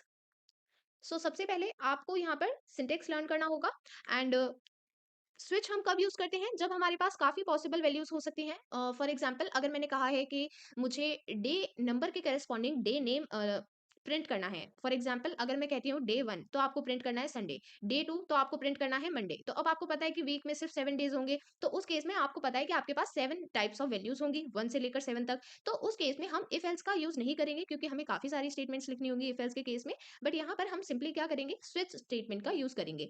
So सबसे पहले हम सिंटेक्स को समझते हैं। सो सिंटेक्स कैसे स्टार्ट होगा, सबसे पहले आपको यहाँ पर लिखना है स्विच, देन ब्रैकेट, अब यहाँ पर लिखेंगे एक्सप्रेशन। अब यहाँ पर ये एक्सप्रेशन बेसिकली वो वैल्यू है जिसे हमें कंपेयर करना है। ठीक है, किस चीज से कंपेयर करना है। सो यहाँ पर कर्ली ब्रैकेट स्टार्ट करने के बाद हम डिफरेंट केस प्रोवाइड करते हैं, और हर एक केस के आगे एक वैल्यू होती है।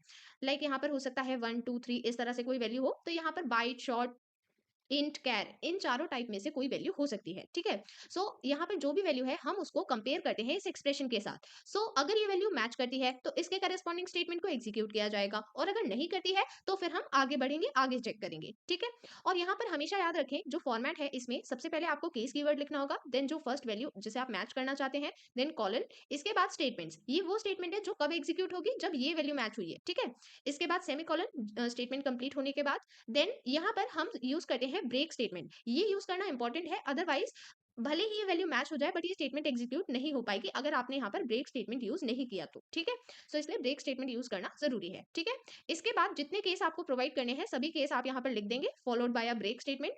देन लास्ट में आपको डिफॉल्ट पार्ट मेंशन करना होगा। अब ये भी तो हो सकता है कि यहाँ पर जितनी वैल्यूज आपने केस में प्रोवाइड की है कोई भी मैच ना करे, तो अगर कोई भी वैल्यू एक्सप्रेशन के साथ मैच नहीं करती है तो हमें कौन से स्टेटमेंट एग्जीक्यूट करने हैं वो हम यहाँ पर डिफॉल्ट पार्ट में लिखते हैं। ठीक है, तो आपको यहाँ पर लिखना है डिफॉल्ट कॉलन, देन जो एक्चुअल स्टेटमेंट आपको एग्जीक्यूट करनी है वो आप यहाँ पर लिखेंगे। ठीक है, and one more thing, default के बाद आप ब्रेक लगाएं या फिर ना लगाएं ये इंपॉर्टेंट नहीं है। ठीक है, तो डिफॉल्ट के बाद ब्रेक ऑप्शनल होता है। Okay, then curly bracket close. Okay, now we will practice a question.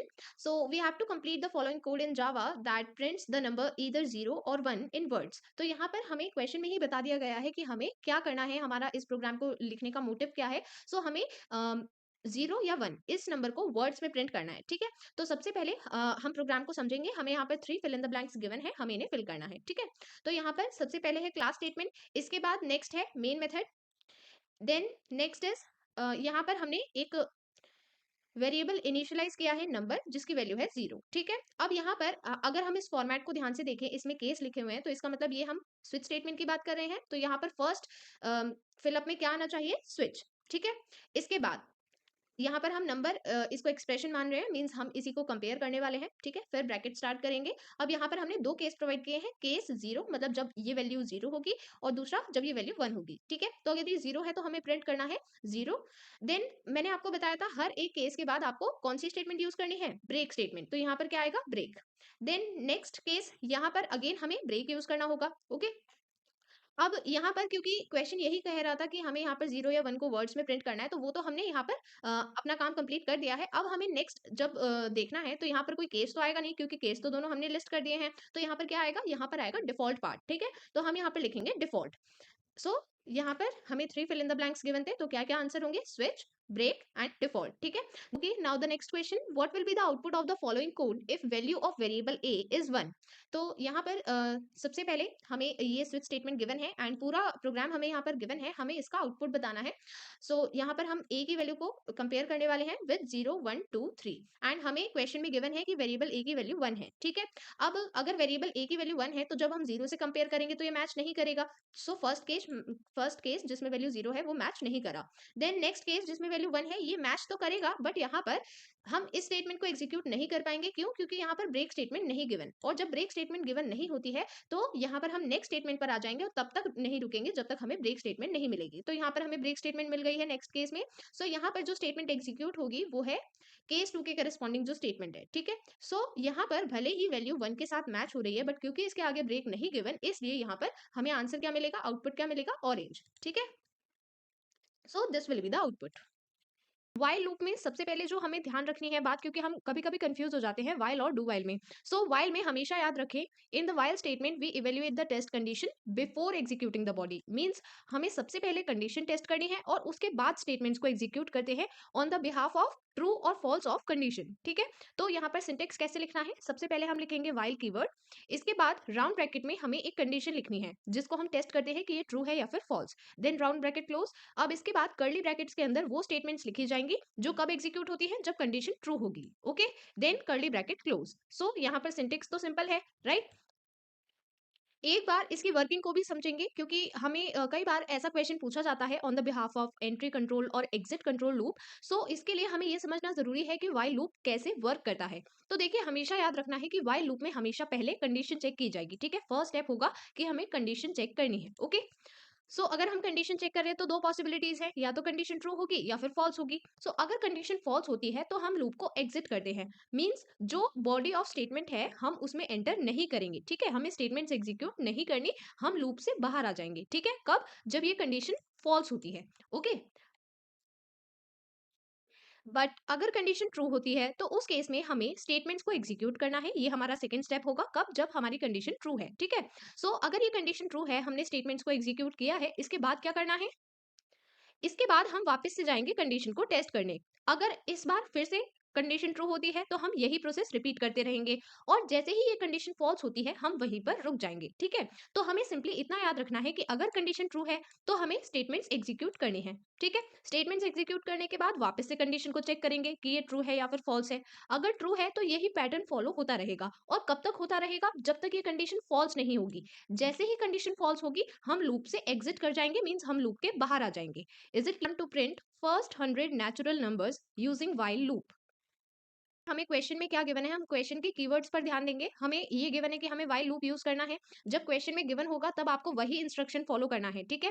सो यहाँ पर हम व्हाइल लूप यूज करेंगे, ये चीज हमें क्लियर है। अब हमें क्या करना होगा, प्रिंट फर्स्ट 100 नेचुरल नंबर्स, ठीक है। तो प्रिंट करने के लिए तो हम system dot out dot print L statement use कर सकते हैं, बट कहाँ पर यूज करनी होंगी, इन the while loop. While loop के अंदर जो स्टेटमेंट्स लिखते हैं वहां पर यूज करनी होंगी, ओके। और हमें प्रिंट क्या करना है, इस चीज को आप ध्यान से समझे। यहाँ पर लिखा है फर्स्ट 100 नेचुरल नंबर्स, तो आपको पता है नेचुरल नंबर्स 1 से स्टार्ट होते हैं, ठीक है। तो फर्स्ट 100 नेचुरल नंबर्स कौन से होंगे, 1 से लेकर 100 तक, ठीक है। तो अब आपको यहाँ पर जब भी आपको व्हाइल लूप या डू व्हाइल लूप यहाँ पर लिखना है तो उसके लिए आपको क्या सोचना होगा कि हमें आउटपुट क्या चाहिए, ठीक है। तो अब आप मुझे ये बताइए कि यहाँ पर जो आपको फर्स्ट आउटपुट मिलेगा वो क्या होगा। सो यहाँ पर फर्स्ट 100 नेचुरल नंबर्स का फर्स्ट आउटपुट होगा 1, राइट, क्योंकि 1 से नेचुरल नंबर स्टार्ट हो रहे हैं। और लास्ट क्या होगा, लास्ट होगा 100, राइट, क्योंकि फर्स्ट 100 नेचुरल नंबर्स प्रिंट करने हैं। So this will be the first output and this will be the last output, right. और इनके बीच में जो इनके बीच में नंबर्स आएंगे वो भी प्रिंट होंगे, ठीक है। बट हमें फर्स्ट और लास्ट वैल्यू पर ध्यान देना है, उसी की हेल्प से हम लूप को लिखते हैं, ठीक है। अब सबसे पहले आपको क्या करना होगा, ये जो फर्स्ट वैल्यू है इसके लिए हम एक वेरिएबल मानेंगे, ओके।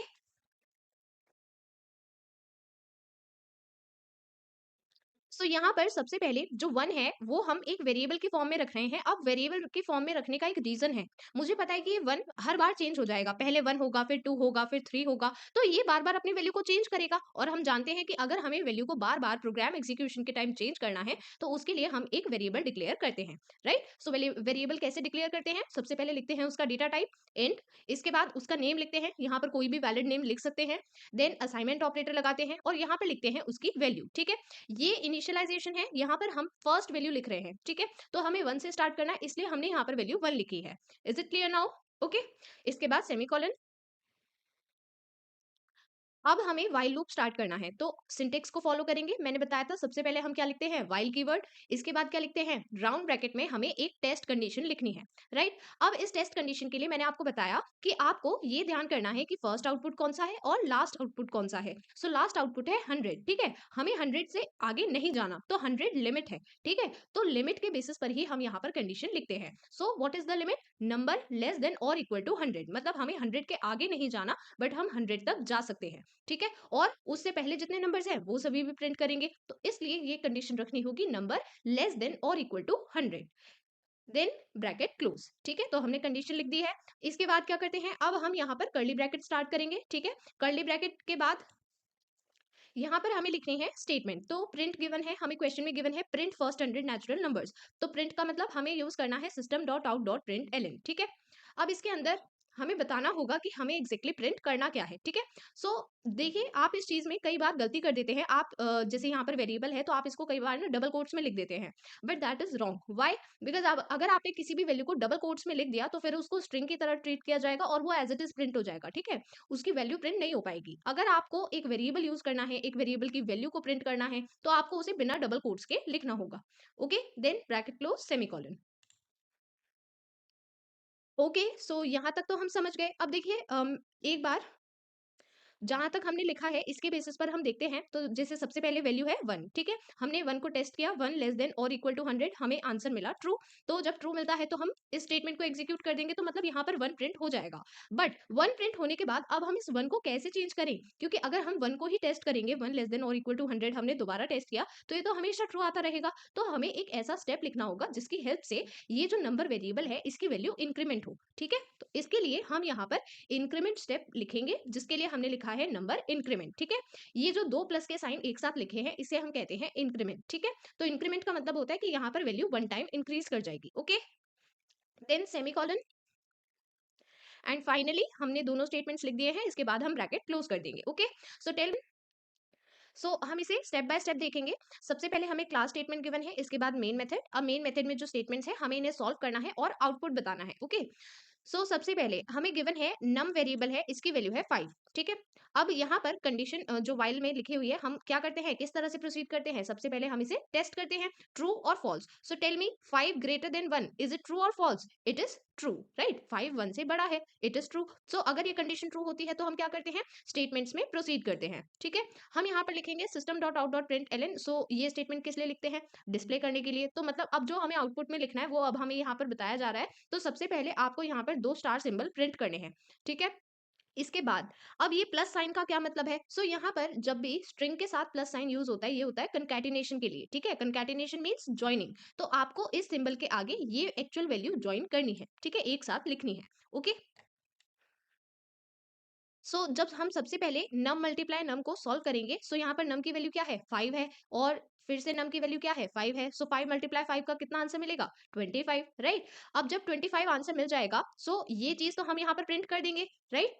सबसे पहले हमें यहाँ पर प्रिंट करना है मल्टीप्लाई मल्टीप्लाई, मतलब दो ये सिंबल है स्टार स्टार, 25, ठीक है। इसके बाद अब यहाँ पर अभी तो हमने एक स्टेटमेंट एग्जीक्यूट किया, ठीक है। अब हम नेक्स्ट स्टेटमेंट पर आएंगे। यहाँ पर लिखा है, ओके, आई थिंक क्वेश्चन में थोड़ी सी मिस्टेक है।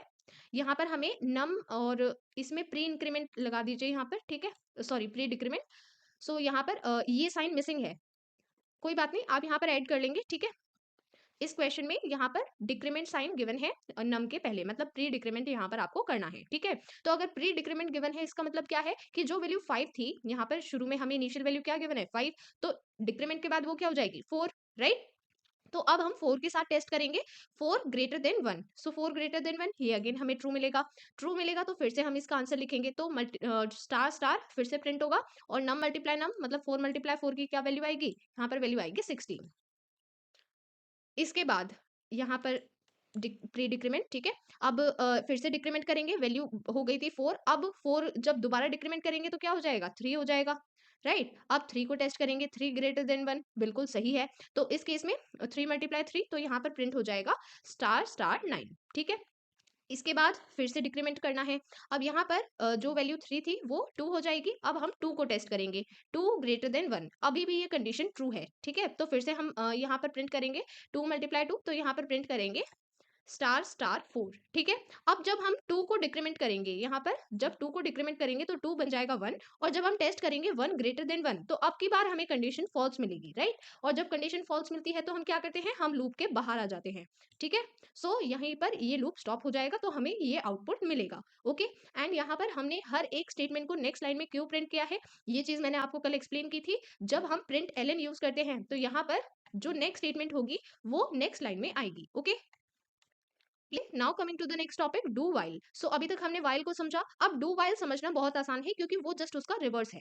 अब रिवर्स कैसे है इस चीज को समझिए। तो देखिए यहाँ पर आपको डू वाइल में सिंपली इतना याद रखना है कि यहाँ पर सबसे पहले हम स्टेटमेंट्स को एग्जीक्यूट करते हैं और फिर हम कंडीशन को टेस्ट करते हैं, ओके।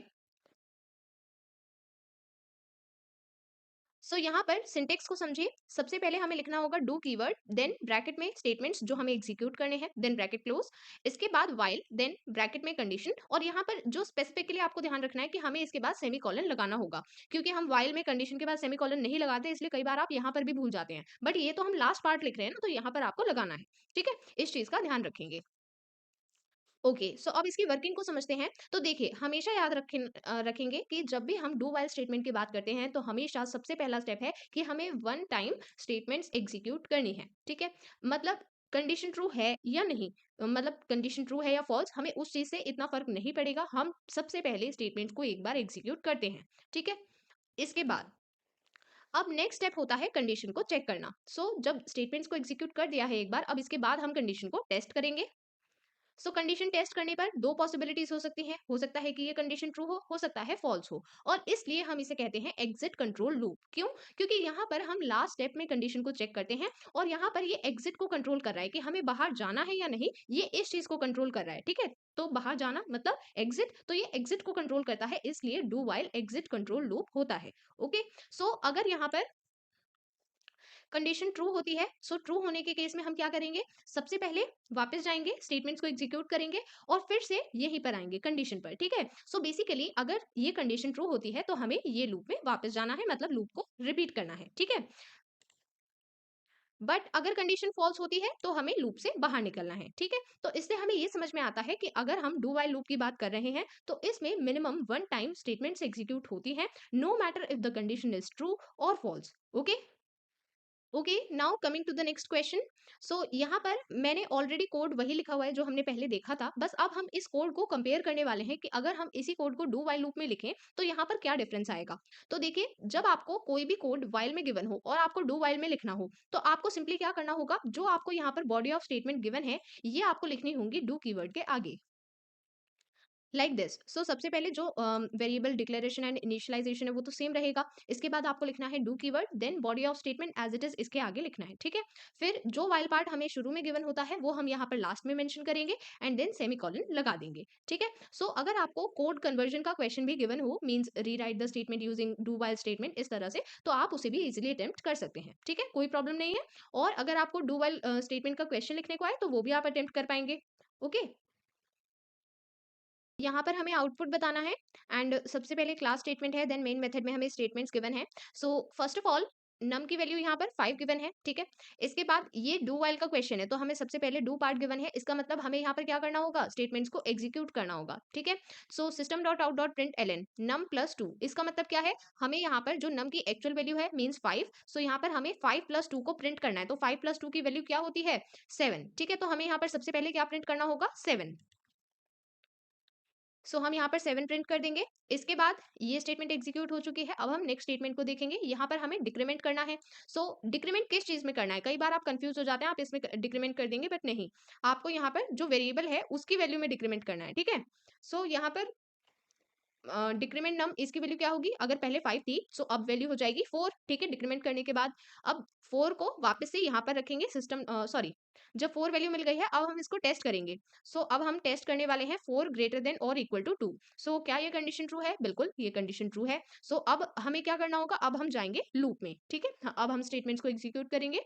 यहाँ पर नम की वैल्यू है 4, 4 प्लस 2 क्या हो जाएगा 6, ठीक है। तो यहाँ पर 6 प्रिंट हो जाएगा। इसके बाद अब जो वैल्यू 4 थी, नम की वैल्यू 4 थी, तो अब यहाँ पर डिक्रीमेंट 4 कितना हो जाएगा 3 हो जाएगा, ठीक है। अब हम 3 को टेस्ट करेंगे, 3 ग्रेटर देन और इक्वल टू 2, तो इसकी वैल्यू ट्रू हो जाएगी। अब यहाँ पर हमें क्या प्रिंट करना होगा 3 प्लस 2, तो 3 प्लस 2 कितना हो जाएगा 5, देन अब नम की वैल्यू क्या थी, 3 थी। अब डिक्रीमेंट करने के बाद क्या हो जाएगी, 2। अब जब हम टेस्ट करेंगे 2 ग्रेटर देन और इक्वल टू 2, तो यहाँ पर ऑपरेटर का ध्यान रखें, ग्रेटर देन और इक्वल टू गिवन है, ठीक है, मतलब बराबर भी हो सकती है। सो 2 और 2 बराबर हैं, तो इसलिए अब भी कंडीशन ट्रू है, ठीक है। सो ट्रू है तो हम यहाँ पर 2 प्लस 2 इसको प्रिंट कर देंगे। सो यहाँ पर प्रिंट हो जाएगा 4। एंड अब जब हम डिक्रीमेंट करेंगे, तो क्योंकि वैल्यू थी 2, तो 2 का जब डिक्रीमेंट किया जाएगा तो क्या होगा, यहाँ पर वैल्यू आएगी 1। और जब हम 1 को टेस्ट करेंगे, 1 ग्रेटर देन और इक्वल टू 2, सो अब की बार कंडीशन क्या हो जाएगी, फॉल्स। तो अब हम यहाँ से एग्जिट करेंगे, ठीक है। सो लूप यहीं पर स्टॉप हो जाएगा। Okay, is it clear? Okay, now the next topic, for loop. So for loop में सबसे पहले सिंटेक्स को देखेंगे। सो यहाँ पर हमें फॉर कीवर्ड लिखना है, देन ब्रैकेट। अब यहाँ पर हम तीनों वैल्यूज, जो तीन मेजर पार्ट्स हैं वो यहीं पर लिखेंगे ब्रैकेट के अंदर। सबसे पहले एक काउंटर होता है। काउंटर का क्या मतलब है, बेसिकली वो वेरिएबल जिसकी हेल्प से हम ये लूप एग्जीक्यूट कर रहे हैं, जो हम इसमें यूज करने वाले हैं, ठीक है। सो यहाँ पर हम काउंटर और उसकी इनिशियल वैल्यू प्रोवाइड करते हैं। हो सकता है कि हम उसे यहीं पर डिक्लेयर करें, ठीक है।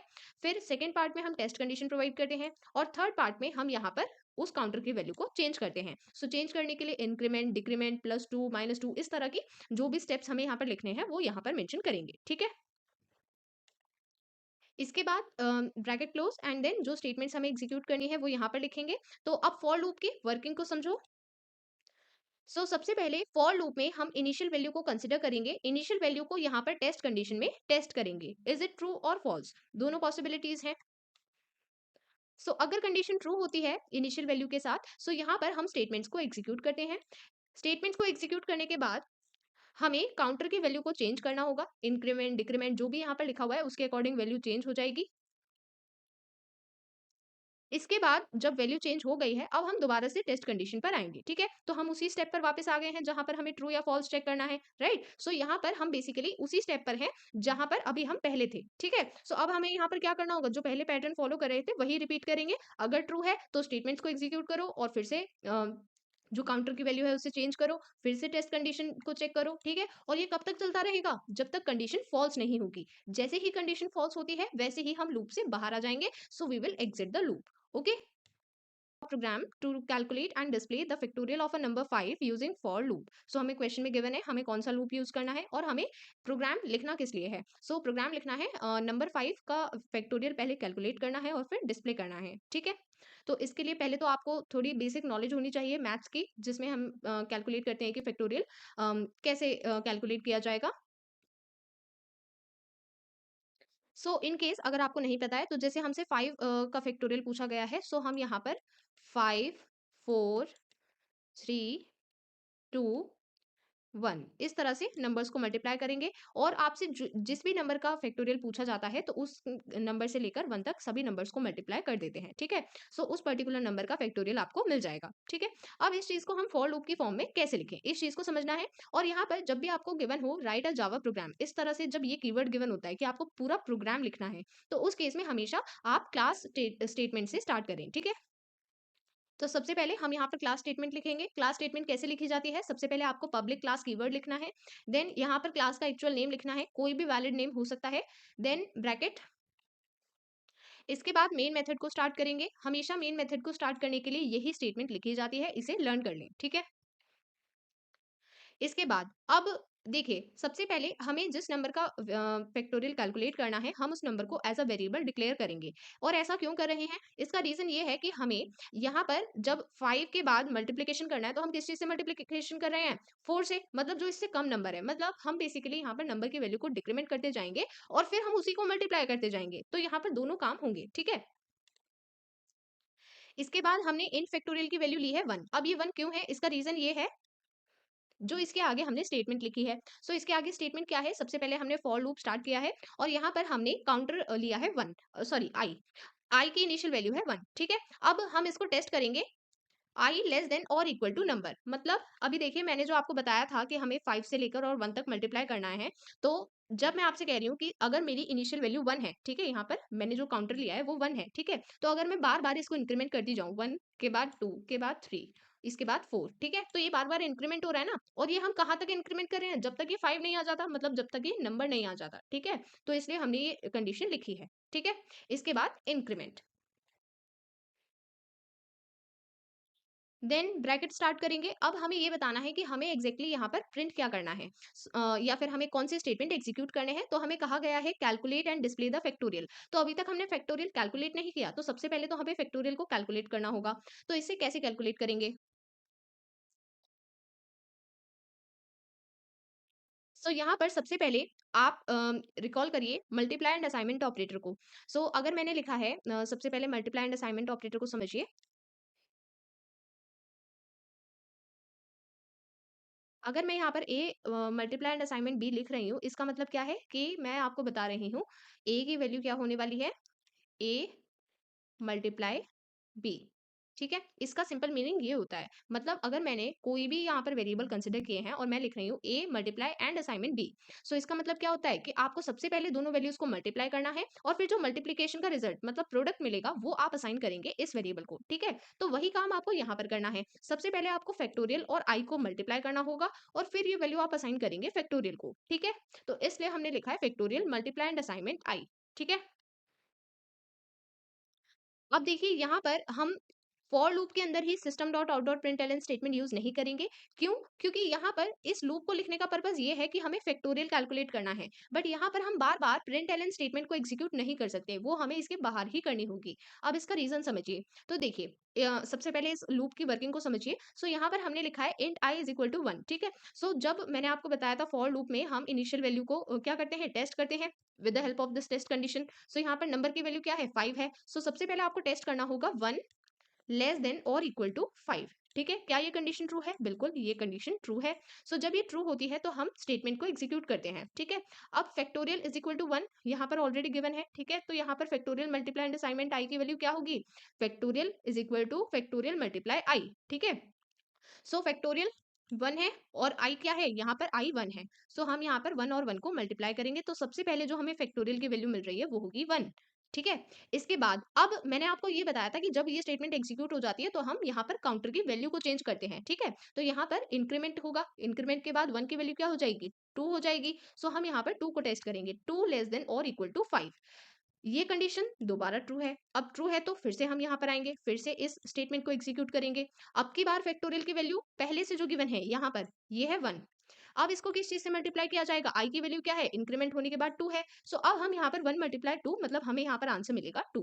ठीक है, इसके बाद जब हम रिपीट करेंगे, सो एक बार इसको थोड़ा क्लियर कर लेते हैं।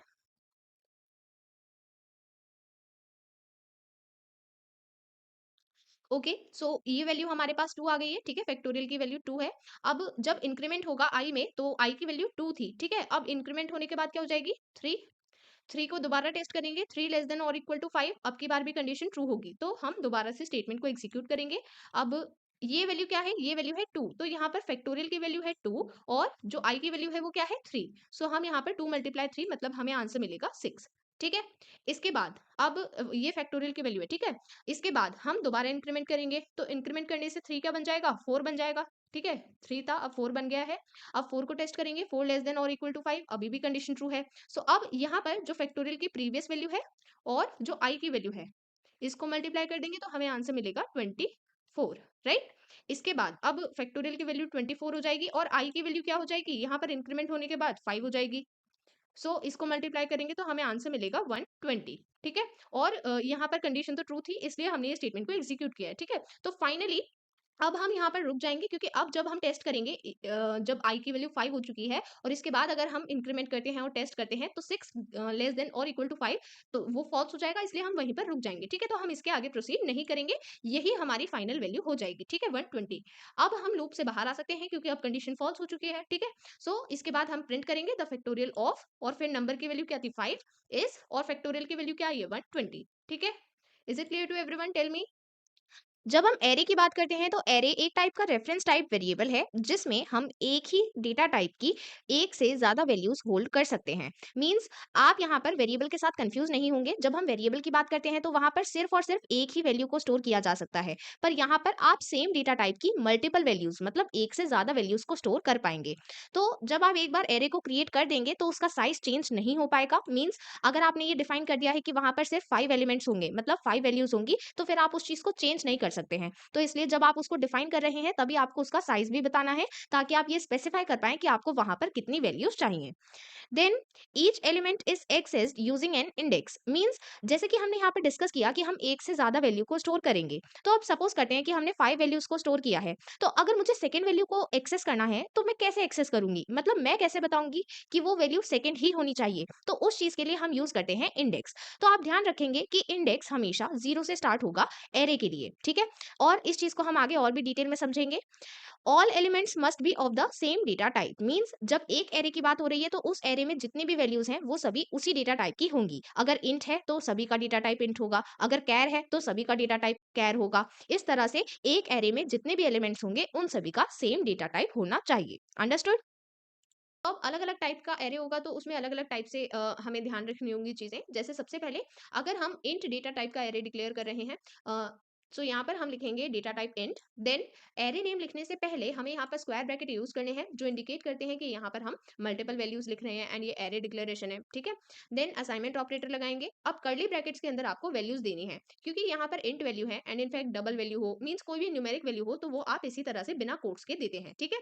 1,2, ठीक है, कॉमा लगा देंगे वैल्यूज के बीच में, then bracket close and then semicolon, ठीक है। यहाँ पर मैंने दो वैल्यूज का एग्जांपल दिया है, आपको क्वेश्चन में जितनी वैल्यूज पूछी गई हो आप उतनी वैल्यूज यहाँ पर कॉमा लगाकर लिख देंगे, ठीक है। इसके बाद अगर आपको कैर डेटा टाइप के लिए एरे डिक्लेयर करना है तो सबसे पहले आप यहाँ पर कैर लिखेंगे, ठीक है। बाकी फॉर्मेट यहाँ पर सेम रहेगा, बस जो वैल्यूज आपको लिखनी है वो आपको सिंगल कोट्स में लिखनी होंगी, क्योंकि हमेशा कैर वैल्यू सिंगल कोट्स में लिखी जाती है, ठीक है। तो इस चीज का ध्यान रखेंगे। देन थर्ड टाइप, यहाँ पर हम स्ट्रिंग टाइप में एरे बता रहे हैं एंड इसके लिए जो वैल्यूज हम लिखेंगे वो डबल कोट्स में लिखेंगे, ठीक है। तो बस आपको ये फॉर्मेट पता होना चाहिए कि सबसे पहले हमें डेटा टाइप लिखना है, then square bracket, then array name, then assignment operator, then curly brackets के अंदर वैल्यूज, ठीक है। सो डेटा टाइप तो वही लिखना होगा जो आपको क्वेश्चन में गिवन है, बस आपको ध्यान रखना है ये वैल्यूज लिखते टाइम कोई न्यूमेरिक वैल्यू है तो बिना कोट्स के, कोई कैर वैल्यू है तो सिंगल कोट्स में, और अगर कोई स्ट्रिंग वैल्यू है तो डबल कोट्स में। Understood everyone. Array group having names of two students. सबसे पहले आपको लिखना है डेटा टाइप जो होगा स्ट्रिंग। अब स्ट्रिंग क्यों है इस चीज का रीजन समझिए। यहाँ पर हमसे कहा गया है कि हमें नेम्स लिखने हैं इस एरे में। सो जहां पर आप नेम्स लिखेंगे तो किसी का नेम उसके किसी के भी नेम में ना ही नंबर्स होंगे और ना ही सिर्फ एक कैरेक्टर होगा, मल्टीपल कैरेक्टर्स होंगे। इसका मतलब हमें यहाँ पर स्ट्रिंग लिखनी होगी, ठीक है। और जब हम स्ट्रिंग लिखते हैं तो यहाँ पर एस कैपिटल होगा, इस चीज का ध्यान रखें, ठीक है। इसके बाद यहाँ पर हमें एम्प्टी स्क्वायर ब्रैकेट्स लगाने होंगे। देन यहाँ पर हमें लिखना होगा एरे नेम। अब ऋतु आपने जो आंसर दिया उसमें आपने एरे नेम गलत लिखा है। हम अपनी मर्जी से एरे नेम नहीं देंगे, जो हमें क्वेश्चन में गिवन है वही यूज करेंगे, ठीक है। क्वेश्चन में नहीं गिवन तो आप अपनी मर्जी से दे सकते हैं वैलिड नेम, ठीक है।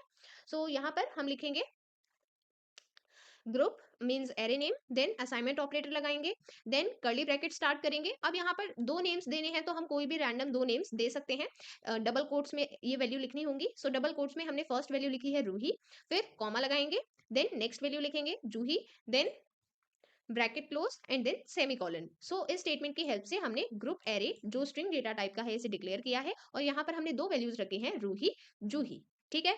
Is it clear. यहाँ पर एक एरे गिवन है marks data type double, and यहाँ पर इसमें कुछ वैल्यूज भी गिवन है और हमसे पूछा गया है what is the value of marks at 1। अब कई बार तो आप इस एक्सप्रेशन को देखकर ही कंफ्यूज हो जाते हैं कि इसका मतलब क्या है। सो यहाँ पर हमसे पूछा गया है मार्क्स एरे में इंडेक्स 1 पर जो एलिमेंट है उसकी वैल्यू क्या है, ये पूछा गया है, ठीक है। तो जो आपको स्क्वायर ब्रैकेट्स के अंदर गिवन होता है ये होता है इंडेक्स, और इसके पहले जो गिवन होता है ये होता है एरे नेम। तो मतलब इस एरे में इस इंडेक्स पर कौन सा एलिमेंट है ये आपको बताना है। वेरी गुड ऋतु, करेक्ट आंसर 144। अब ये आंसर कैसे आया। मैंने आपको बताया था कि इंडेक्स हमेशा जीरो से स्टार्ट होगा, ठीक है। जीरो से हम इंडेक्स स्टार्ट कर रहे हैं 1 2 3 4, ठीक है। और ये बात आप हमेशा याद रखें कि अगर साइज n होता है, साइज या फिर हम कह सकते हैं length of an array, length का मतलब होता है कि हमें नंबर ऑफ एलिमेंट्स बताने हैं, ठीक है। तो वहां पर अगर नंबर ऑफ एलिमेंट्स पूछे जाए तो वो तो 5 है, बट अगर हमने पूछा इंडेक्स तो इंडेक्स हमेशा जीरो से लेकर n-1 तक होता है, ठीक है। तो यहाँ पर अगर n की वैल्यू 5 है मींस नंबर ऑफ एलिमेंट्स 5 है, तो इंडेक्स की वैल्यू क्या होगी 0 1 2 3 4। n-1 मींस 5-1, 0 to 4 वैल्यूज हैं, ठीक है। तो यहाँ पर हमसे पूछा गया था मार्क्स एट 1, तो उसकी वैल्यू होगी 144। Is it clear. Sort method. हम एरेज में सॉर्ट मेथड भी अप्लाई कर सकते हैं, इसकी हेल्प से हम एरे को असेंडिंग ऑर्डर में सॉर्ट कर सकते हैं, ओके। सबसे पहले हमें इसके लिए एरेज क्लास को इंपोर्ट करना होगा। जब आपको कोई भी क्लास इंपोर्ट करनी होती है तो इंपोर्ट स्टेटमेंट क्लास स्टेटमेंट से पहले आएगी, ठीक है? तो इसलिए सबसे पहले यहाँ पर हम इंपोर्ट स्टेटमेंट लिखेंगे।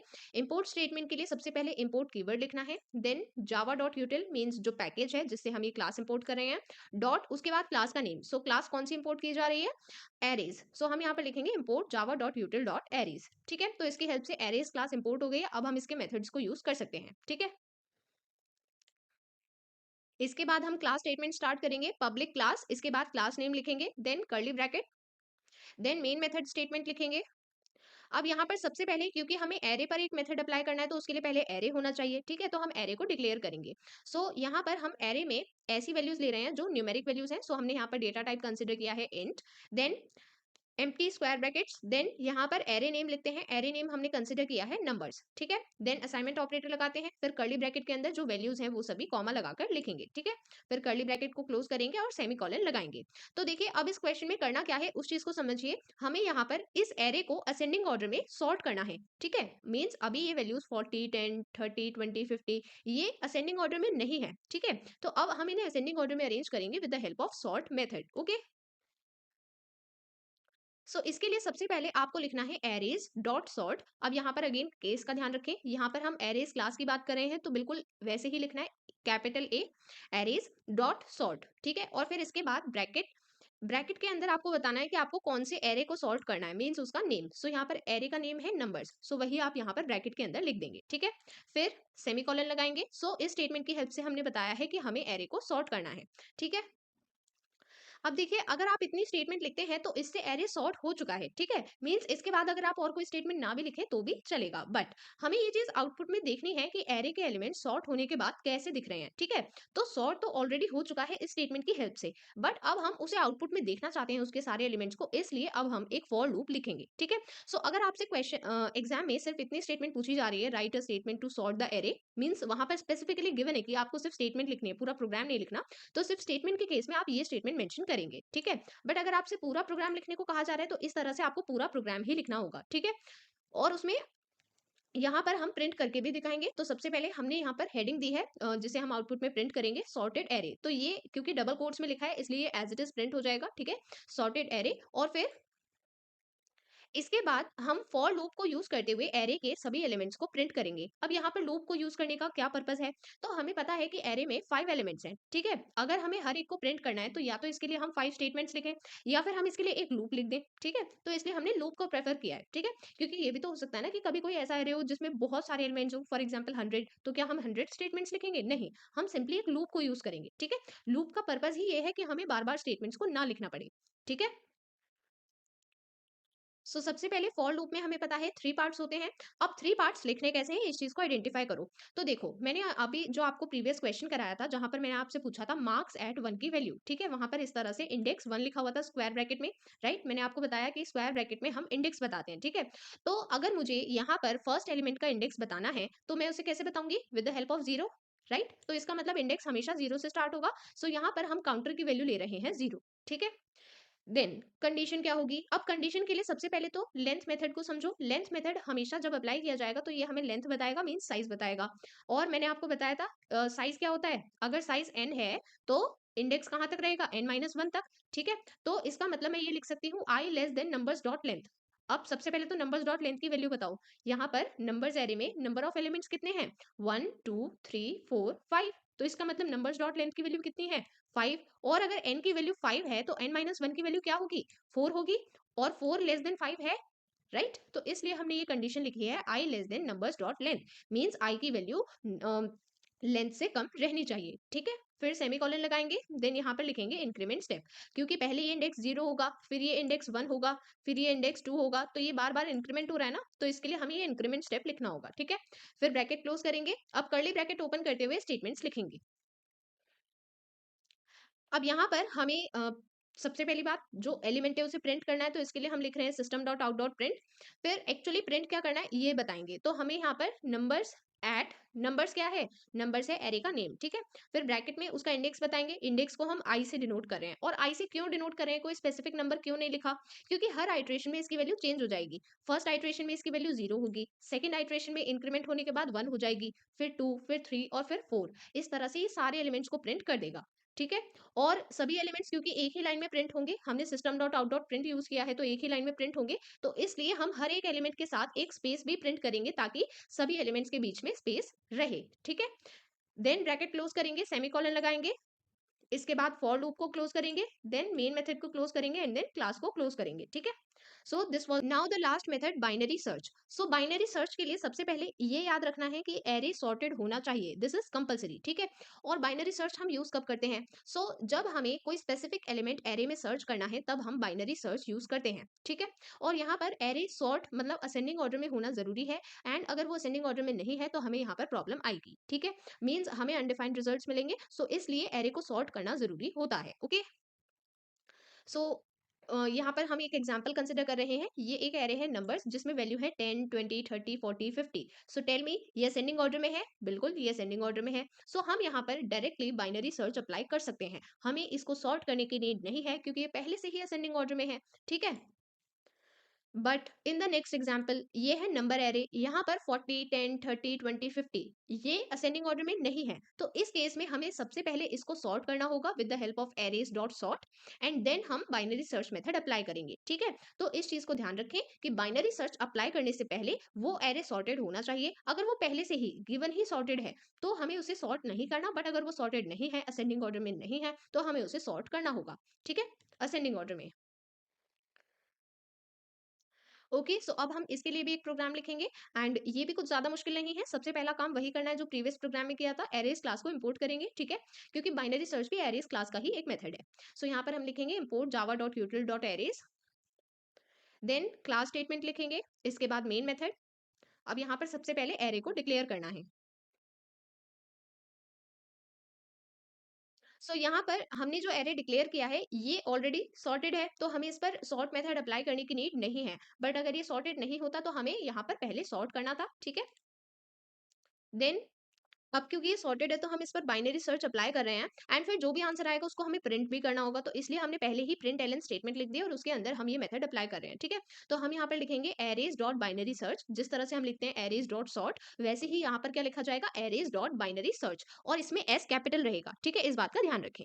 देन यहाँ पर ब्रैकेट के अंदर आपको सिर्फ एरे ही नहीं बल्कि ये भी बताना है कि यहाँ पर आप फाइंड क्या करना चाहते हैं। मीन्स हमने यहाँ पर कौन सा मेथड यूज किया है, बाइनरी सर्च, मीन्स हम किसी चीज को सर्च कर रहे हैं, तो नंबर्स एरे में सर्च कर रहे हैं, और क्या सर्च कर रहे हैं वो कॉमा लगाने के बाद यहाँ पर लिखेंगे, ठीक है। तो हम यहाँ पर 30 को सर्च कर रहे हैं, then bracket close, and then again bracket close, then semicolon. इसके बाद यहाँ पर मेन मेथड को क्लोज करेंगे, देन क्लास को क्लोज करेंगे, ठीक है। अब बात करते हैं आउटपुट की। जब जो अभी हमसे क्वेश्चन पूछा गया था वहां पर हमें 30 फाइंड करना था नंबर्स में, ठीक है। नंबर्स में जो वैल्यूज है वो है 10, 20, 30, 40, 50। जब हम ये मेथड अप्लाई कर रहे हैं तो इसका रिजल्ट हमें क्या मिलता है। अगर गिवन एलिमेंट जो हमने यहाँ पर लिखा है अगर वो यहाँ पर गिवन है तो हमें उसका इंडेक्स मिल जाता है। यहाँ पर इंडेक्स क्या होगा, मैंने आपको बताया इंडेक्स हमेशा 0 से स्टार्ट होता है। 0, 1, 2, 3, 4, एंड हमसे किस चीज का इंडेक्स पूछा जा रहा है, कौन सा एलिमेंट हमें फाइंड करना है, 30। 30 का इंडेक्स क्या है, 2 है। हमें यहाँ पर आंसर क्या मिलेगा, 2, क्योंकि हमने system dot out dot print statement use की है, इसलिए हमें 2 आउटपुट में प्रिंट होकर मिल जाएगा, ठीक है। इतना क्लियर है, ओके। अब दूसरे केस की बात करते हैं, एंड ये इंपॉर्टेंट है एग्जाम पॉइंट ऑफ व्यू से भी। अगर क्वेश्चन वही है, बस हम यहाँ पर जो एलिमेंट फाइंड कर रहे हैं उसे चेंज कर रहे हैं। यहाँ पर हम लिख रहे हैं 35।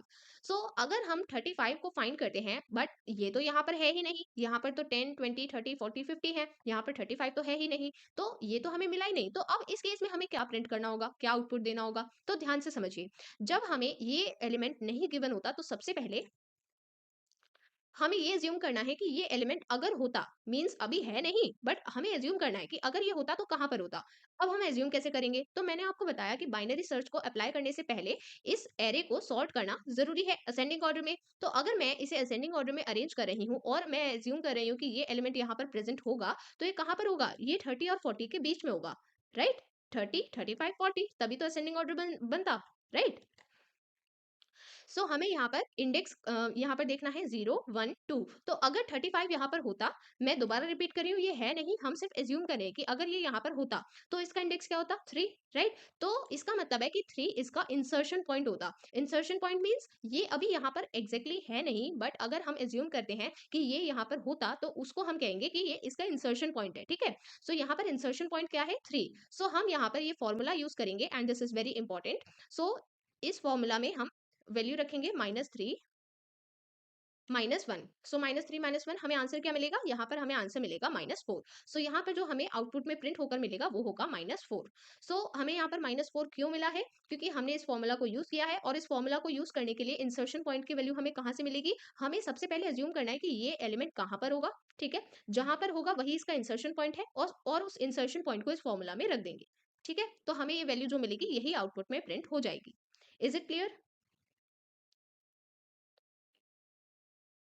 Okay, now the next example. अब यहाँ पर हम कंसिडर कर रहे हैं 5। अगर यहाँ पर हम 5 को फाइंड कर रहे हैं तो सबसे पहले हमें अज्यूम करना होगा कि ये कहाँ पर होगा। तो असेंडिंग ऑर्डर के हिसाब से ये बिल्कुल शुरू में होगा, और जो फर्स्ट एलिमेंट होता है उसका इंडेक्स क्या होगा 0। सो यहाँ पर हम क्या रखेंगे -0 -1। तो इसकी वैल्यू हमें क्या मिलेगी -1। तो यहाँ पर प्रिंट हो जाएगा -1, ठीक है। हमें यहाँ पर एग्जाम में लिखकर नहीं दिखाना है ऐसे, ठीक है, हमें खुद से ज्यूम करना होगा, ठीक है। ये मैं सिर्फ आपको समझाने के लिए लिखकर दिखा रही हूँ, आपको एग्जाम में नहीं लिखना, आपको एग्जाम में सिर्फ एज्यूम करना है अपने माइंड में एंड फिर आंसर लिखना है, ठीक है। अब देखिए नेक्स्ट एग्जांपल, यहाँ पर हमें 55 फाइंड करना है, ठीक है। अब 55 अगेन इस पर्टिकुलर एरे में गिवन नहीं है, तो यहाँ पर हम एज्यूम करेंगे कि 55 कहाँ पर होगा असेंडिंग ऑर्डर के अकॉर्डिंग। तो 55 होगा बिल्कुल लास्ट में, ठीक है। सो यहाँ पर इंडेक्स देखेंगे 0 1 2 3 4। सो 55 यहाँ पर नहीं है, बट हमें एज्यूम करना है कि अगर ये होता तो इसका इंडेक्स क्या होता। सो इसका इंडेक्स होता 5, राइट। 4 के बाद 5 आएगा। सो यहाँ पर हम वैल्यू यहाँ पर रख देंगे, तो -5 -1, और इसकी वैल्यू क्या मिल जाएगी हमें -6। सो यही प्रिंट हो जाएगा। With this, we have completed part 1 for chapter 3 Java. In the next video, we will be covering part 2. Schedule is given in the strategy video. Bye everyone.